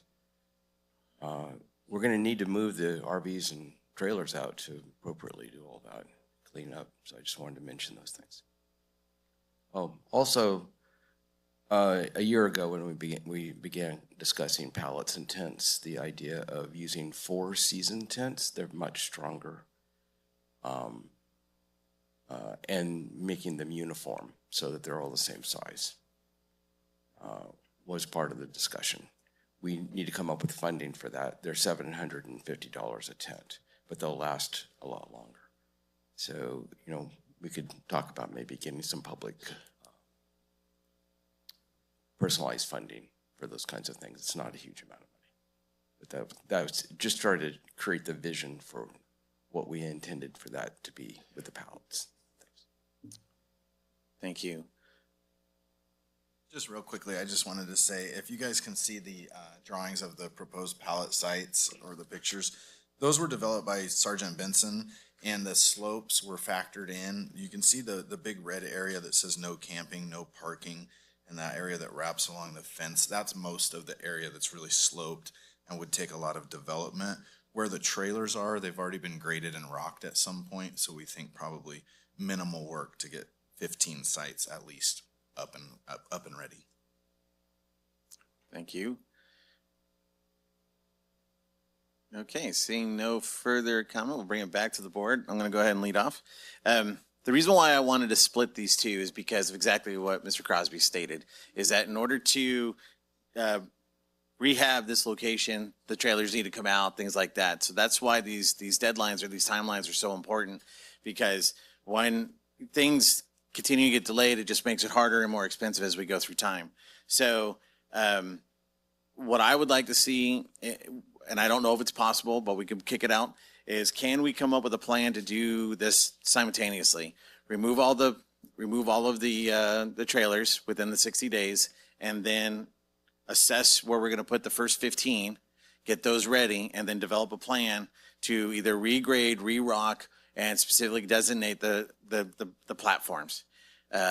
So that when we do this, we do it all at once, we make it as efficient as possible, and that we make it as inexpensive as possible, so that we're not, recreating the wheel. So that would be my question to the committee or to the staff. Secondly, to the nice lady who was talking about, you're both doing this on me, so pick one. Thank you. Regarding the slope, I agree with you. That was one of the things that I saw. That's one of the things I specifically was concerned about, was the amount of damage being done to the ground in those locations. So I don't believe, per this map, there will not be any camping in that area. So there'll be no pallets. And then lastly, my understanding, having spoken to Mr. Crosby a few days ago, is that each pallet would be, I think they're 4x4. 4 feet by 4 feet. And so it would be, I think they're 4x4 or 3x3 or 4x4. Either way, there would be two of them, if you will, two of them set side by side. So that would be how each camping area, in my understanding, is that your tent and all of the belongings would be on those pallets and that it would not be on the ground. So all of those person's belongings would be there. It'd be nice and tidy and clean. We would know who, needed medical response, and in the event there was a call came out, we could say, and I agree, thank you, Sergeant Benson, for putting this together, so we would know how that goes. So if we're going to move forward, which I'm all totally for, it was a great eye-opening experience of the situation there and how we can benefit or better it. And then lastly, to your point about the rules, I agree with you. We have to have the rules out there and make sure that everybody is doing what they're supposed to do to be out there accordingly. So that would be my position. So I'll turn, question, comment? No, I just wanted to say we do have rules. They're ready to go. Right. Okay. Right. I'm just saying to Yes. address that position is that Okay. the rules are, there's something's there, it's coming. Yes. Okay. We have them. All right. The committee has them drafted. Okay. So could we do the first 15 within, I mean, is it possible to do it at the same time that the trailers come out and the pallets go in? Or do you see that as two separate real events? I feel like I think that we need to kind of, maybe the committee needs to plan for this, or we need to kind of work with the sheriff's office to figure that out. Because I just don't know what's going to happen with each of these trailers, right? Okay. And All right. so, and yeah, if any do need to be disposed of. Okay, so with that being So, said, I can, you have 15 spots designated, ready to go now that you could implement and put these in. I believe we do. Yes. Okay. We can do that. And again, I did see this, so the Supervisor Campbell was right on. It's like something you would go see at Costco, or if you were to get a big bale of hay or something that just sits right on there. I think they're 3x3 or 4x4. They're black plastic. They can be anchored to the ground so they don't move around. So if you, I have no problem putting the first 15 in and going from there. Okay.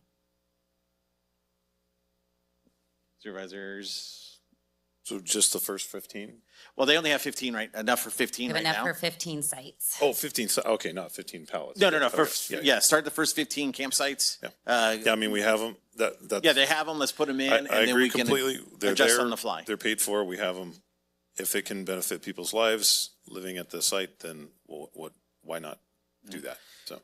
And regarding tents, I would reach out to the local Boy Scouts. I know that when I was a scout leader, we would always buy new tents every 2-3 years. So might be an opportunity for old, slightly used tenting equipment out there. Supervisor Kirk? Seeing none, all in again. All right, I'll bring it back to the board for a motion and a vote. I'll move on Supervisor Griefer's recommendation. All right, I will second. Seeing no discussion, all in favor say aye. Aye. Aye. Opposed, 0. Abstention 0. So it's 4-0-0. So thank you to the committee. Thank you to everybody who came and talked. So it's 12:30 now. What would staff like to do? Would we like to roll? I would like to give the staff at least a 30-minute, we have a 1:30 appointment. So perhaps we go until 1 and then we can go through, give everybody a break until 1:30? Or do you guys just want to power on? I want to get done as quickly as possible, so I'm okay either way. Okay, well, let's do this. Let's continue on if that's okay. And then we'll play it by ear. So with that being said, we'll take item number 12 next. Item number 12, consideration of appointing Scott Fremd and Charles Chuck Sloan to the Fire Safety Advisory Committee with terms to expire December 31, 2027, or open the positions for any eligible applicants. All right, thank you. Hello there. Hello Good there. afternoon. Yes. Board. So just as a clarification and why it's presented this way, and we pulled it out of consent, as the memo reads, we had 2 positions, Scott Frem and Charles Sloan, whose positions expired in December. We received their applications through the portal system in November, but did not receive them. Thus, we couldn't process them in December. So we are doing that now. They're both interested in continuing. For technicality and transparency, we did get the other application in December. So that's why I've made that available for you as well for consideration. That individual I did speak to, who is also interested if there is a vacancy in that committee. So I have for you this item and recommendation. So. All right. Bring it to the board for discussion. Seeing none, we'll go to public comment.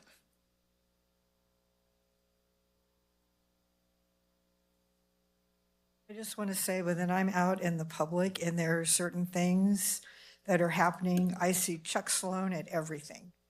And I'm always very impressed with that. All right. Any further comments? All right. Seeing none, I'll bring it back to the board. Yeah, I agree with that comment.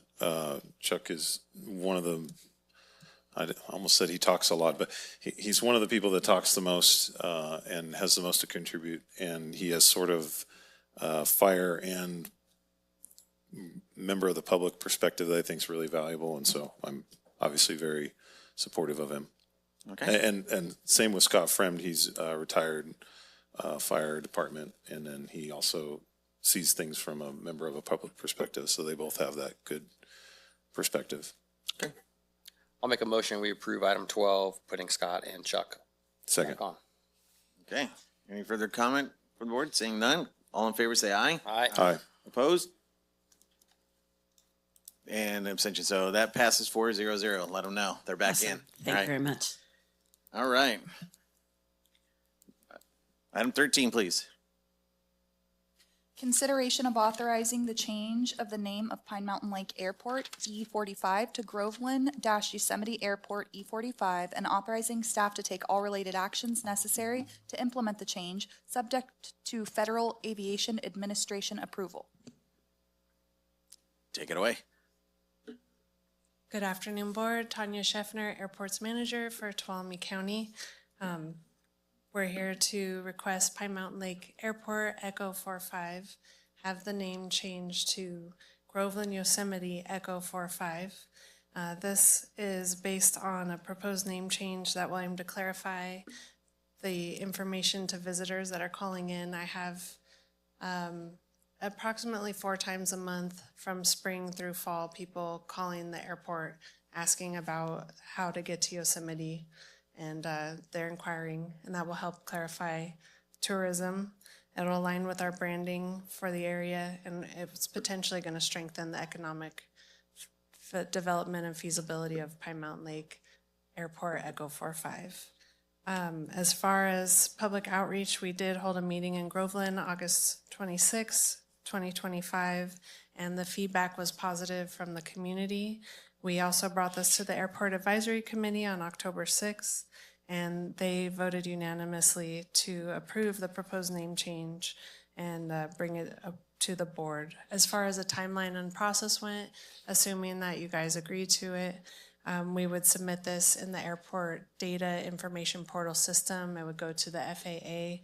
They would start to the approval process, and we would have charts and data that would get updated in their system. That doesn't require any involvement on the part of the airport staff. Once it gets submitted to the FAA, we would work on getting some new signs and doing public outreach on our websites. And we have an estimated cost of $4,500. Thank you. Any questions? It's not the Griefer Airport? Not yet. We'll see. I did want to mention that it would also match airport naming practices. There you go. We have Mariposa Yosemite, Fresno Yosemite, Mammoth Yosemite, and Merced Yosemite. And Fresno, I forget the name, I looked it up, but in 1995, they changed their name to Fresno Yosemite. We should call it Best Yosemite then. It is the best. We have the Best Yosemite Airport. Big Oak Flat and South Entrance are the two major entrances into Yosemite Airport. Right now, Pine Mountain Lake Airport is 26 miles or 30 minutes to 45-minute drive from Pine Mountain Lake Airport. So it's one of the closest airports. I know. So if you were to say succinctly, what's the main goal of the name change? The main goal of the name change is to align with the regional branding of Groveland, which is Yosemite as an entrance. To what end? Are we trying to attract more tourism to it, more industry? More tourism, absolutely. So it raises the profile of it. It includes it in the pantheon of these other regional airports that service Yosemite, and therefore it gets included when people are looking at either traveling to or finding. I'm answering the question for you. I'm sorry, but Absolutely. is any of what I'm saying correct? Yes, sir, it is. Okay. And if you look up right now, if you're Googling, airports near Yosemite, PML isn't really on the map. It is technically on the map, but it's not. Yeah. It's not a It's on the thing map, for the tourism. literally, but not It's Sacramento metaphorically. Executive comes up. Yeah. Okay. Thank you. You're not going to take a dig at South County there, Mike? All right. Okay. So we've been discussing this a long time. It's one of the things I wanted to address right away. Supervisor Campbell, you're absolutely right. One of the primary goals or reasons that we want to change the name is to clear up confusion. A lot of times people will hear, well, why are you paying for a private airport, meaning the county? They think it's a Pine Mountain Lake owned airport. People in Pine Mountain Lake don't understand the relationship to and from. So by changing the name, it gives better clarification. Also, Visit Tuolumne County, as well as a number of other organizations will start promoting it as such, will increase our tourism, which will obviously make it so we can develop that airport a little bit more. Right now, technically, it's an air park. As I have been educated, so we want to take the steps to get that set. So this is just kind of the first step. And the last thing is that the Fresno airport, when they were going to change their name, I forget what your stat was, but it was like a 30 to 40% increase in air traffic, specifically because the name Yosemite was in there. So if we can get more, people who are flying in, they can stay, they'll shop, they'll eat, they'll drink, and as I'll get laughed at or yelled at by the other airport. Obviously Pine Mountain Lake Airport is the best airport, but that's just me being myself. So I strongly encourage this to support this. So I'll open it up to public comment if there is any.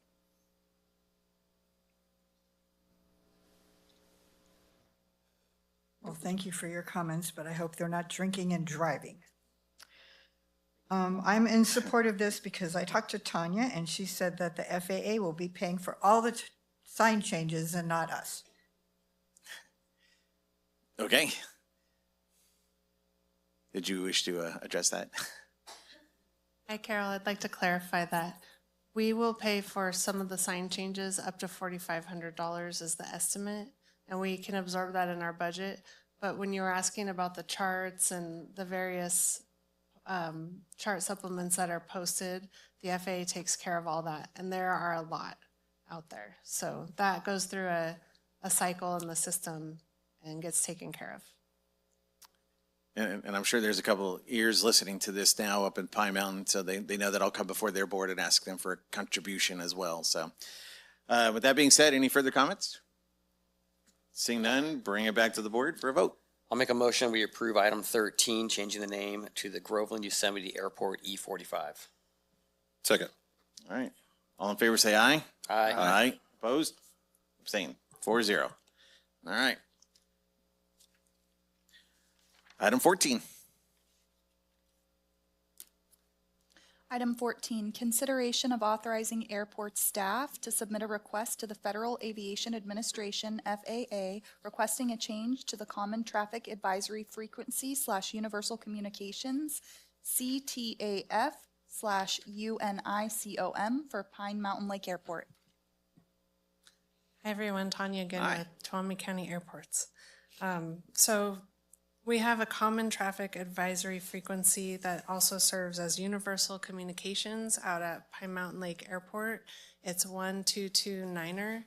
Right now we have 10 other airports within 75 nautical miles that share that frequency. And because Pine Mountain Lake is over 3,000 feet in altitude, elevation up there, we get all of the other frequencies interfering with our airport transmissions. So this is a safety issue. It would ultimately lie with the FAA spectrum analysis to agree with our request. We went ahead and did a lot of the forward work and looked at all the airports within 75 nautical miles and have some frequencies to recommend to them. They're a limited number of frequencies. We also brought this before a public meeting in Groveland. The attendees all were in favor. They were all pilots that attended. And we then brought it to the Airport Advisory Committee in November. They voted unanimously to bring this before the board. Like I said, FAA approval is required through the airport district's office, and they would then take it to the spectrum engineering analysis.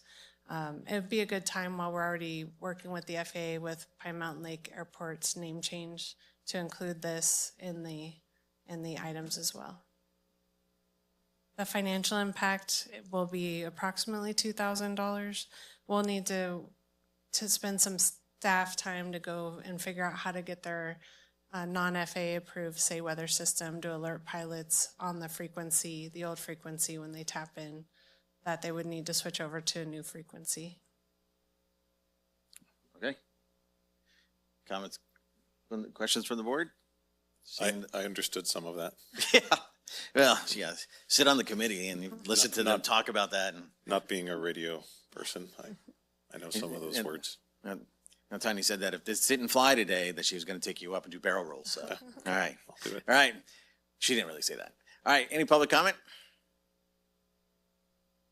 Seeing none, bring it back to the board. I'll make a motion that we approve item 14 as presented. Second. All right. All in favor, say aye. Aye. Opposed? All right, 4-0. Let's see, what do I got next? Item number 14. Oh, that was 14. It's all right, 16. Item number 16, consideration of providing direction to staff on amending the rental fees for the community resilience centers. I'm hoping that. Okay, hi board. Liz Peterson. I'm here today as the Director of Library and Parks and Rec. Okay, so you all know the Community Resilience Centers, or the CRCs as we like to refer to them, were opened in 2022. Those are just two of many facilities that we have here in the county that Parks and Recreation manages, like the rental component for those for the community to use. All of our facilities excluding CRCs are, your board sets the fees for the use of all of those facilities. The ones excluding the CRCs, your board has set the fee to be free for nonprofits. And then there is a rate of $34 an hour to utilize if you're a private organization. It is almost exclusively those facilities are utilized by nonprofits, so we essentially get no revenue for the use of those, for the rental of those. The CRCs, when your board looked at the fees for those in 2023 is when they were established. There was a lot of conversation about making sure that those were cost neutral. So staff at the time developed the cost on average for operating those facilities, which includes things like utilities, upkeep, maintenance, supplies, was about $75 an hour per zone. And there's an attachment in the board packet to show you the 4 different zones in the CRCs. At the time in 2023, your board decided to subsidize part of the cost for those facilities. And so you set the fee at 75% of cost recovery. So $56 an hour is how much it costs currently to rent the facilities of the CRCs. Each CRC has 4 offices, a classroom, a commercial kitchen, and then 2 large conference rooms. And I know the intent originally when these facilities were opened was to help offset some of the operational costs by having annual leases with organizations. And those, for a variety of reasons, those leases have been slower to develop. There was some conversation to even lease out the classroom to like Columbia College. And again, that hasn't happened, or the superintendent of schools, that hasn't happened yet. But we do have some leases with the offices in both CRCs. So the Tuolumne County Sheriff's Office leases an office in both facilities, the same with Tuolumne County Behavioral Health. OAS, through their home hardening grant, is leasing an office in Tuolumne at the CRC, and then we're working actually with another individual for a private individual for leasing one of the offices in Groveland. So we have 1 office available in each facility still rentable or vacant. And then, of course, the classrooms too. I think, being staff, I think, have done a great job operating the facilities at really a minimal cost.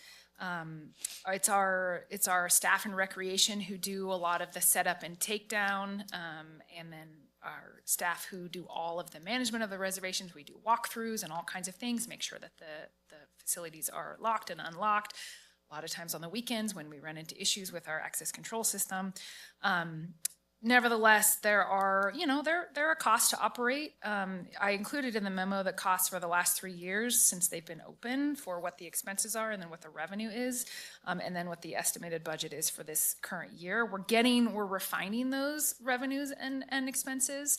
But certainly there is still a county cost to operating the facilities. So that's kind of one side of the coin.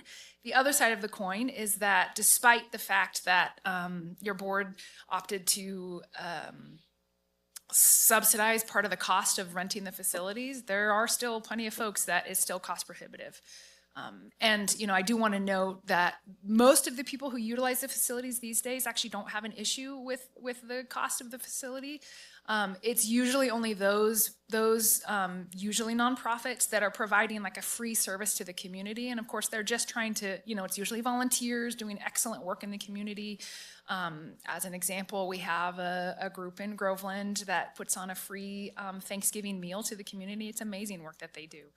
They operate exclusively on donations, and so renting the facility for the whole day is pretty substantial for them as far as the cost. So, and then your board also determined that county departments that want to use the CRCs would also pay the fee, and that was because there was a concern that if county departments were using the facilities all of the time for trainings and really good things, that would, and if they weren't paying, then that would not leave a lot of opportunity for the public to utilize the facilities to pay to help offset the cost. So we sort of find ourselves in kind of 2 sides of the coin. We have costs, very real costs to operate, and I think we're doing a good job at being lean and mean.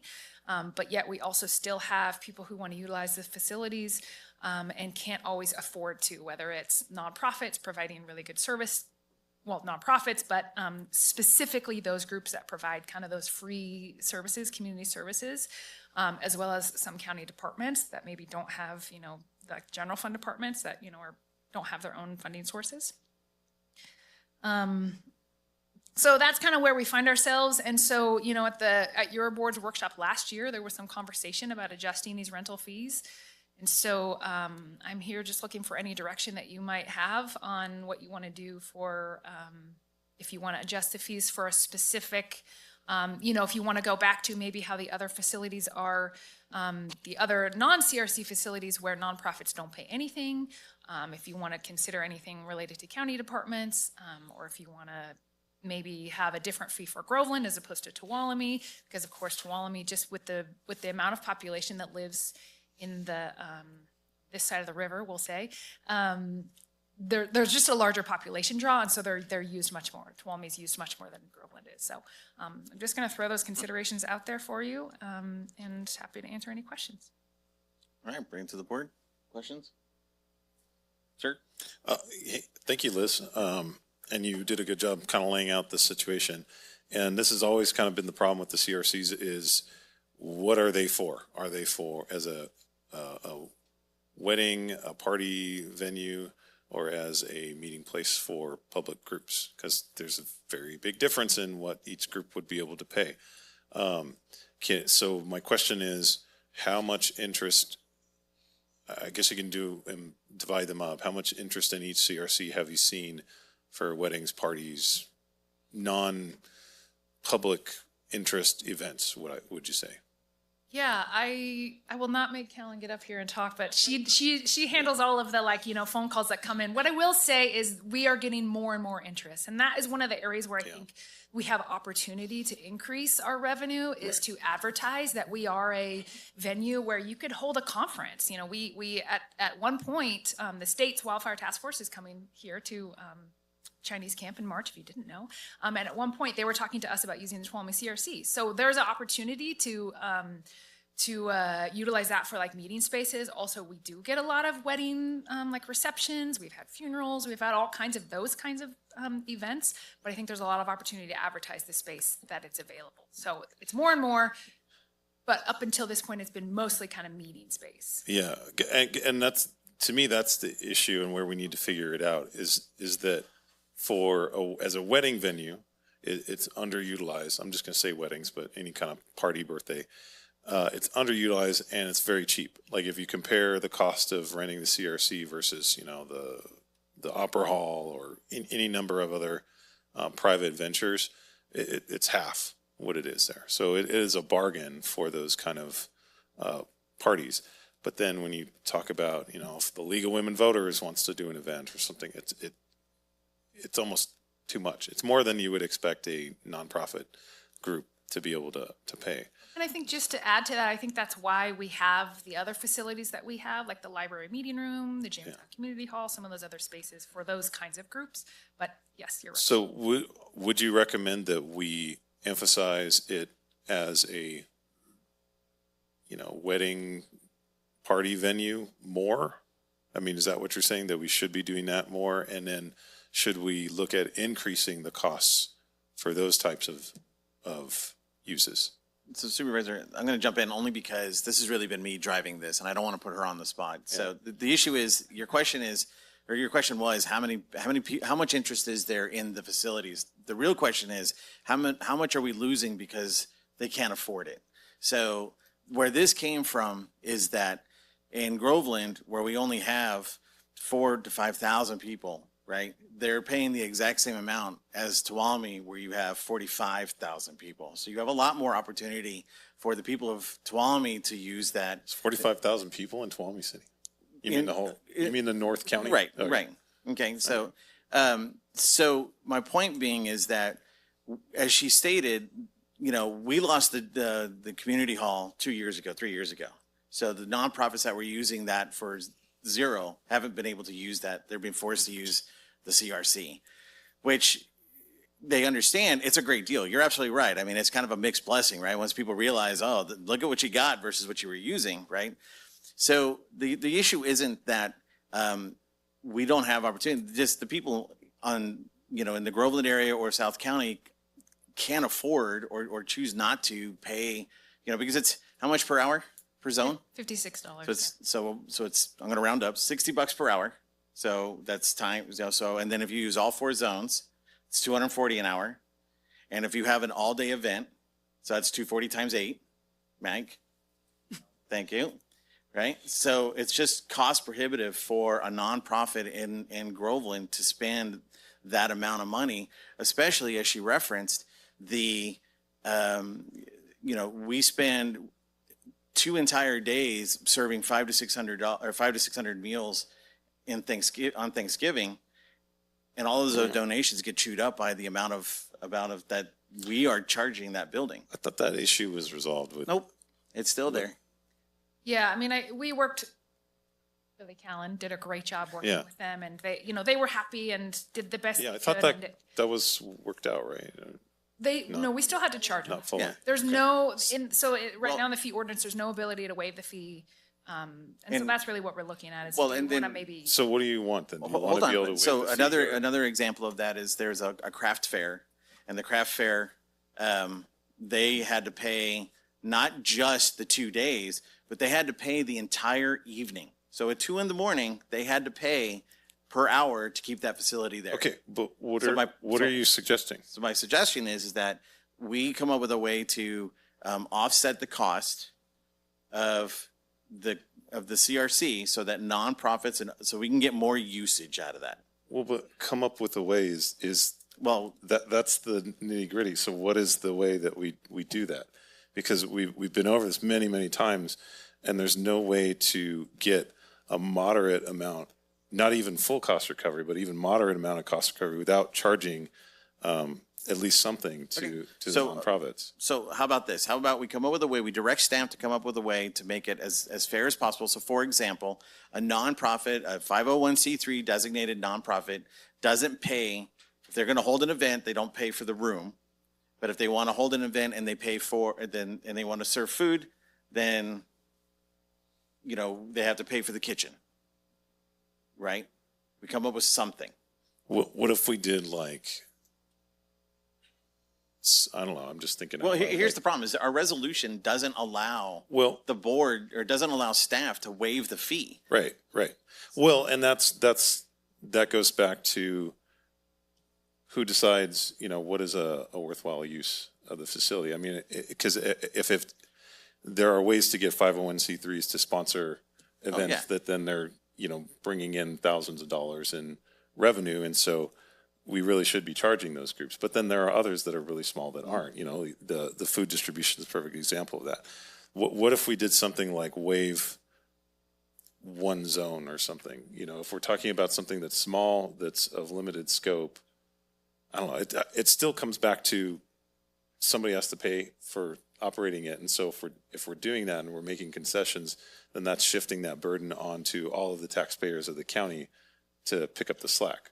So it's kind of like somebody's got to pay the bills.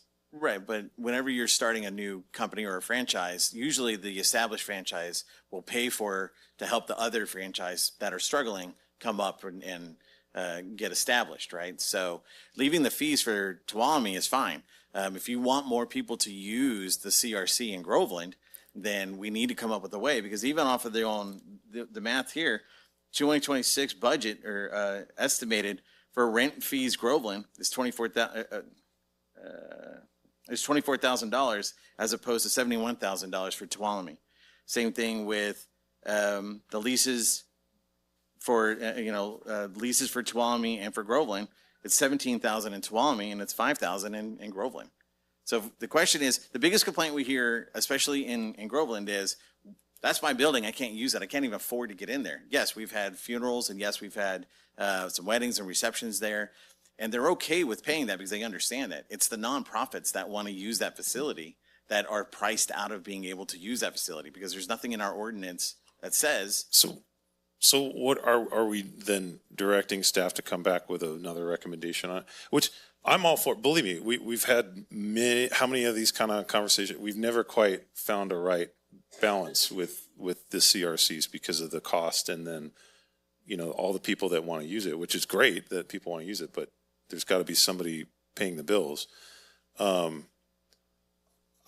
I would struggle with making a distinction between Tuolumne and Groveland. I think we should be fair and it should be equal for both because there are just as many low income individuals and nonprofits and things in Tuolumne as there are in Groveland. That is not true.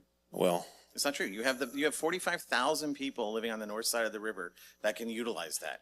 There's only 3,000 to 4,000 of the entire South County, Don Pedro, Groveland, Big Oak Flat. So you're saying. I mean, I don't have the in per capita income in But front that of me doesn't have for anything each to of do with those. it. You're asking a smaller group of people to pay the exact same amount as a larger group of people, right? You have But it's the same facility. They're identical facilities. They cost the same. And so that means somebody's going to have to pay that difference. Well, I mean, without getting into the weeds here, this should never have gotten to this point in the first place, right? Because the reality We're trying to work is- it out. Well, I know that's where we're now. We're trying to fix it, right? We're And trying and by the way, I'm totally open to having that discussion, trying to work it out. and Well, come let's up do with this. another idea. Let's have. That's the what I'm other trying to two- say. Let's have the other two chime in since we're way past Yeah, the question right. period.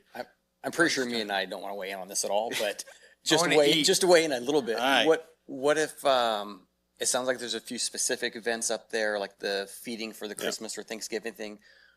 What if the staff found out a couple of those events and we made just special exclusions just for them because obviously it's feeding the community and I think we can all stand behind that versus I think what Ryan's trying to say, like, you know, you get a 501c to do it, but they're having this huge craft fair example and they're raising a ton of money.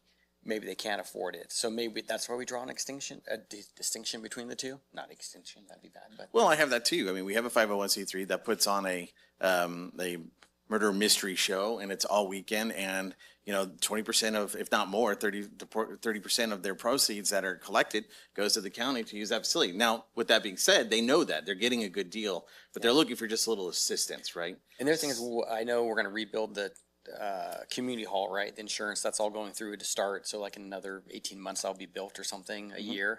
So maybe at that point, we could make a difference between the two things. Like, I don't know how nice the community hall is going to be compared to the CRC, but I don't know, maybe the staff could just look at the events and we look at the events. I don't know. Okay, So I'm going to stay out of this. You guys work it out. Let me know. All right. Kirk? Oh, God. You can. I'm real simple. I don't care. I just know that when I got on the CRC conversation, it was already in the works, and I was told by staff that we would be net between 11 and 13,000 a year, and we've never been net. We've always been negative. So I just want to turn that negative into a net. And if it's a pilot program and we do that over there and we make more revenue, then it's working. But if we don't, then we need to bring it back. I'm more interested in what rented spaces do we have, and Liz, can I pull staff out of rented spaces and put them in the CRC, like in 3 offices? I don't care. I'm to the point. Yeah, where- there are some, from what I understand, I wasn't part of it anyway. There are some limitations to the grant, like a 5-year timeline, and I don't know exactly when that 5-year timeline ends, because from what I understand, and there's just some research to be done. It's definitely something I've thought about. Okay. Well, then I would say, Also, I'll just add to that, sort of related, much like how we did the contract with TPRD, where they're maintaining the grounds outside of the Tuolumne. Their Groveland Community Service District has expressed interest, and we're in conversation about how they can maybe utilize the facilities in exchange for some of the maintenance costs, which may, and then they want to do some more advertising as well. And then we just internally have talked a lot about how we want to do more advertising, as well as establish maybe a daily or a weekend rate to be beneficial for some of the nonprofits specifically. So anyway, to Supervisor, that was more than your question. I'm sorry. and to Supervisor Campbell's point, you're right. The current rules and regulations we have are so strict that, for example, like I said, that craft fair, because they rented all day on Saturday or on Friday, and they rented all day on Saturday, they had to pay all night between the two. So they paid 12 hours for all, 2 in the morning. So if you're, I like the pilot idea. I think so we can do that. So my recommendation, we'll get to staff comment here in a second, but public comment, my recommendation is let's come up with a potential pilot program to identify what would be best to assist more utilization of the Groveland CRC. And my caveat to that would be, yeah, more use, but it has to come back there has to be a positive financial. Hopefully more people will be using it. Well, and if more people use it, then we make more money. But if you build it, they will come, right? That's a theory. That's the idea. But I would also like staff to come back and look at, do we have any rented space where we have a couple employees here? I don't know if county's on the hook for any of the veterans rent. You know, we have the veteran, you know, the little office I'm talking about. Like, are we paying that? Like, why don't we bring them into the CRC and save 25 grand? Like, between literally 2 or 3 rents, we could turn this into a net. So that's where I'm at. I'll support either or, so we can go to lunch. All right. Yeah, and I'm not trying to, I just want to make sure it's fair. Okay. I agree. Because, and I'm going to use the same, we need to make sure that we get our financial house in order. I've heard that term before, and we have to cover costs with this. And so we have to be responsible and show that assigning one value to one group is justified. So that's all I'm looking for. Okay. And I just really, I don't like the one side of the river, north side of the river kind of thing. I think the facilities are identical. They serve the same purpose in both areas. That we should have the same policy for both. But, you know. But I guess the fallacy there is that you think that we have the same, people from Tuolumne are not going to drive to Groveland. I can't even get I come down to Groveland all the time. It's not that to have far. a meeting, then have a town hall up in Groveland. I might. Right? Well, that doesn't count because you don't Let's pay put for forward it. the motion. I'm hearing some support for potential, well, I don't know what I'm hearing support for. All right, well, let's bring it back. Let's do public comment real quick. We'll get out of here. I did, but maybe we go to lunch. Maybe I'm seeing Any public comment? things. Good afternoon. I'll just make it really quick. I don't see how you could possibly put these two buildings into the same bucket just because they're identical buildings. I agree with Steve. If I were to own these two buildings and decide what I was going to do with them, I would have to consider the locations of each, not just the fact that they're identical buildings. That's it. Thanks.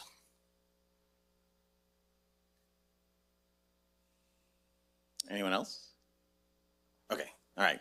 So I'll pass the gavel to Mike on this one. So I'd like to make a motion that we direct staff to come up with a proposal to address the nonprofits to use our facility in Groveland, well, to address the nonprofits to use all facilities so we can save fair, and then come up with a way to change our ordinance to give staff the opportunity to make waivers. I have a second motion. You have a second motion? Mm-hmm. All right, let's see if we get it first, though.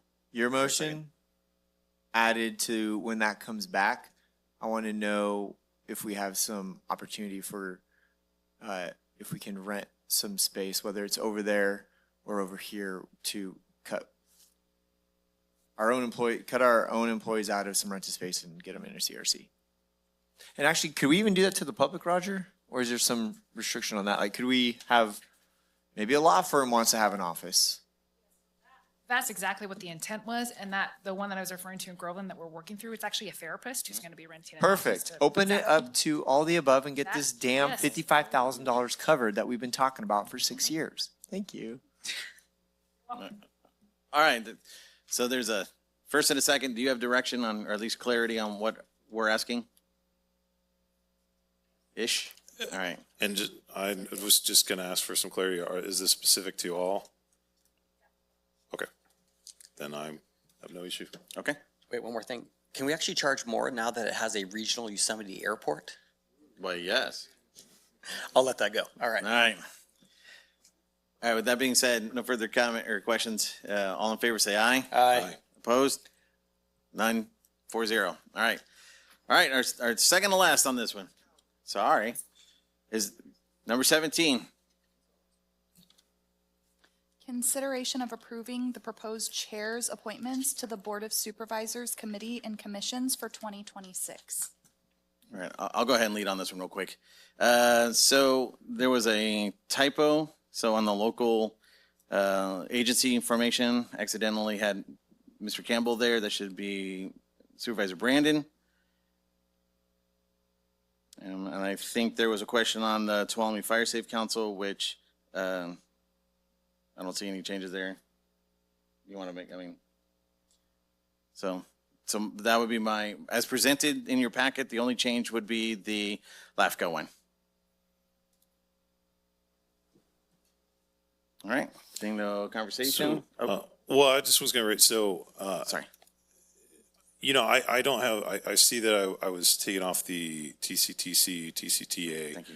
which is the Joint Powers of Authority that deals with transit and transportation in Tuolumne County. I've been on that since 2019. I'm perfectly happy to give someone else an opportunity to serve on there. And Supervisor Griefer, if you recall, I suggested that you be on that board back when you got elected because of the unique transportation needs that you have up there in Groveland. But I just want to make sure that you know, we are putting maximum effort into that committee. I probably spent more time and energy and effort on than any other committee beside Board of Supervisors meetings on Tuesday. Like it is the largest thing that I did outside of this. So I'm just putting that out there to keep that in mind. A lot of money, millions of dollars goes through that JPA, and there's a lot of competition over where that goes, and trying to make sure it comes to the county is a big effort there. And I appreciate it. Thank you for reminding me. I did mean to bring that up. There was public comment. So with all clarity, for no potential Brown Act violation, Supervisor Campbell and I had this discussion. He saw that I had put Supervisor Holland on there as well. He asked me to call Supervisor Holland. Supervisor Holland also wishes to be on there. Being selfish, I took one of the seats. That's how I have it right now. In our conversation, what I expressed to you was Supervisor Brandon had Supervisor Holland on there the last time.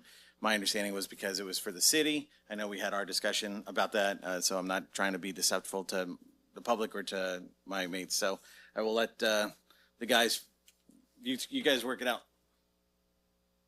Well, okay. Yeah, I'm fine with what, Okay. I mean, you're the chair. You make the appointments, so it's up to you ultimately. And I'm fine with whatever you decide. I just wanted you to be aware that it is a very large commitment. And I appreciate that. Thank you. Any public comment?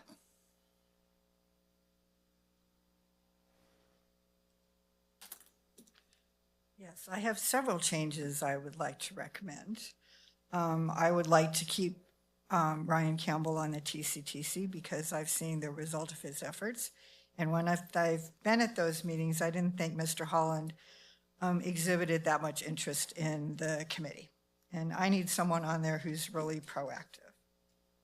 And I recommended to Supervisor Brandon last year that he make a change and put Mr. Holland on the Solid Waste Committee. And I don't think he has that much interest there. He seems to be far more interested in other things. He does show up at the meetings and leads the meetings. But when Ryan Campbell and David Goldenberg were on that committee, they really took that committee to a different level. So I would like Ryan Campbell to have both of those committee assignments. And in exchange, especially seeing what I've seen today, I think it might be helpful for Mr. Holland to be on the Homeless Commission. And he took over and filled in at behavioral health one time, and he seemed a little uncomfortable. And I thought that was good for him. And I think if he was on those two committees, he might have something to add, because behavioral health kind of languishes and the committee expects to be spoon-fed. I don't see a lot of proactivity on behalf of their members. And Carl Rotifer was put on the behavioral health committee, and I wasn't sure about that several years ago. And he was absolutely amazing and asked a lot of questions about why other partners like Adventist Health and law enforcement were not attending those meetings. And he really changed that committee for the better. So I would suggest swapping the two of them over those four committees. Thank you. Any other public comment? All right, we'll bring it back to the board. All right. Request a motion? I'll make a motion, we approve it with the change that Steve brought up about switching Ryan and Jaren on LAFCO. Correct. So removing Supervisor Campbell from the LAFCO, error on my part, and adding Supervisor Brandon to that. Correct. Is there a second? A second. Okay. Any further conversation? Seeing none, all in favor say aye. Aye. Aye. Opposed? 4-0. All right. So the last item before Anaya screams at me is we just have to Are you buying read. me lunch? Was that, we had, item number 18 is a closed session. We'll go ahead and do that one with the other closed session item, appointment. Do we expect any No, report out? Mr. Chairman, we are not anticipating any report out, so if the board chooses, it may adjourn following closed session. Excellent. So go ahead and, Madam Clerk, go ahead and read it. Item number 18, closed session, public employee appointment, Authority Government Code 54957B1, County Council. 1:30 PM appointment, closed session, conference with legal counsel, anticipated litigation, significant exposure to litigation, Authority Government Code 54956.9D2, 1 case. I'm running a perfect game so far. Don't ruin it. All right. So that'll be our last item. Is there any public comment on those two items? Going once, going twice. Thank you. Meeting's adjourned. Board and staff in the law library at 1:30.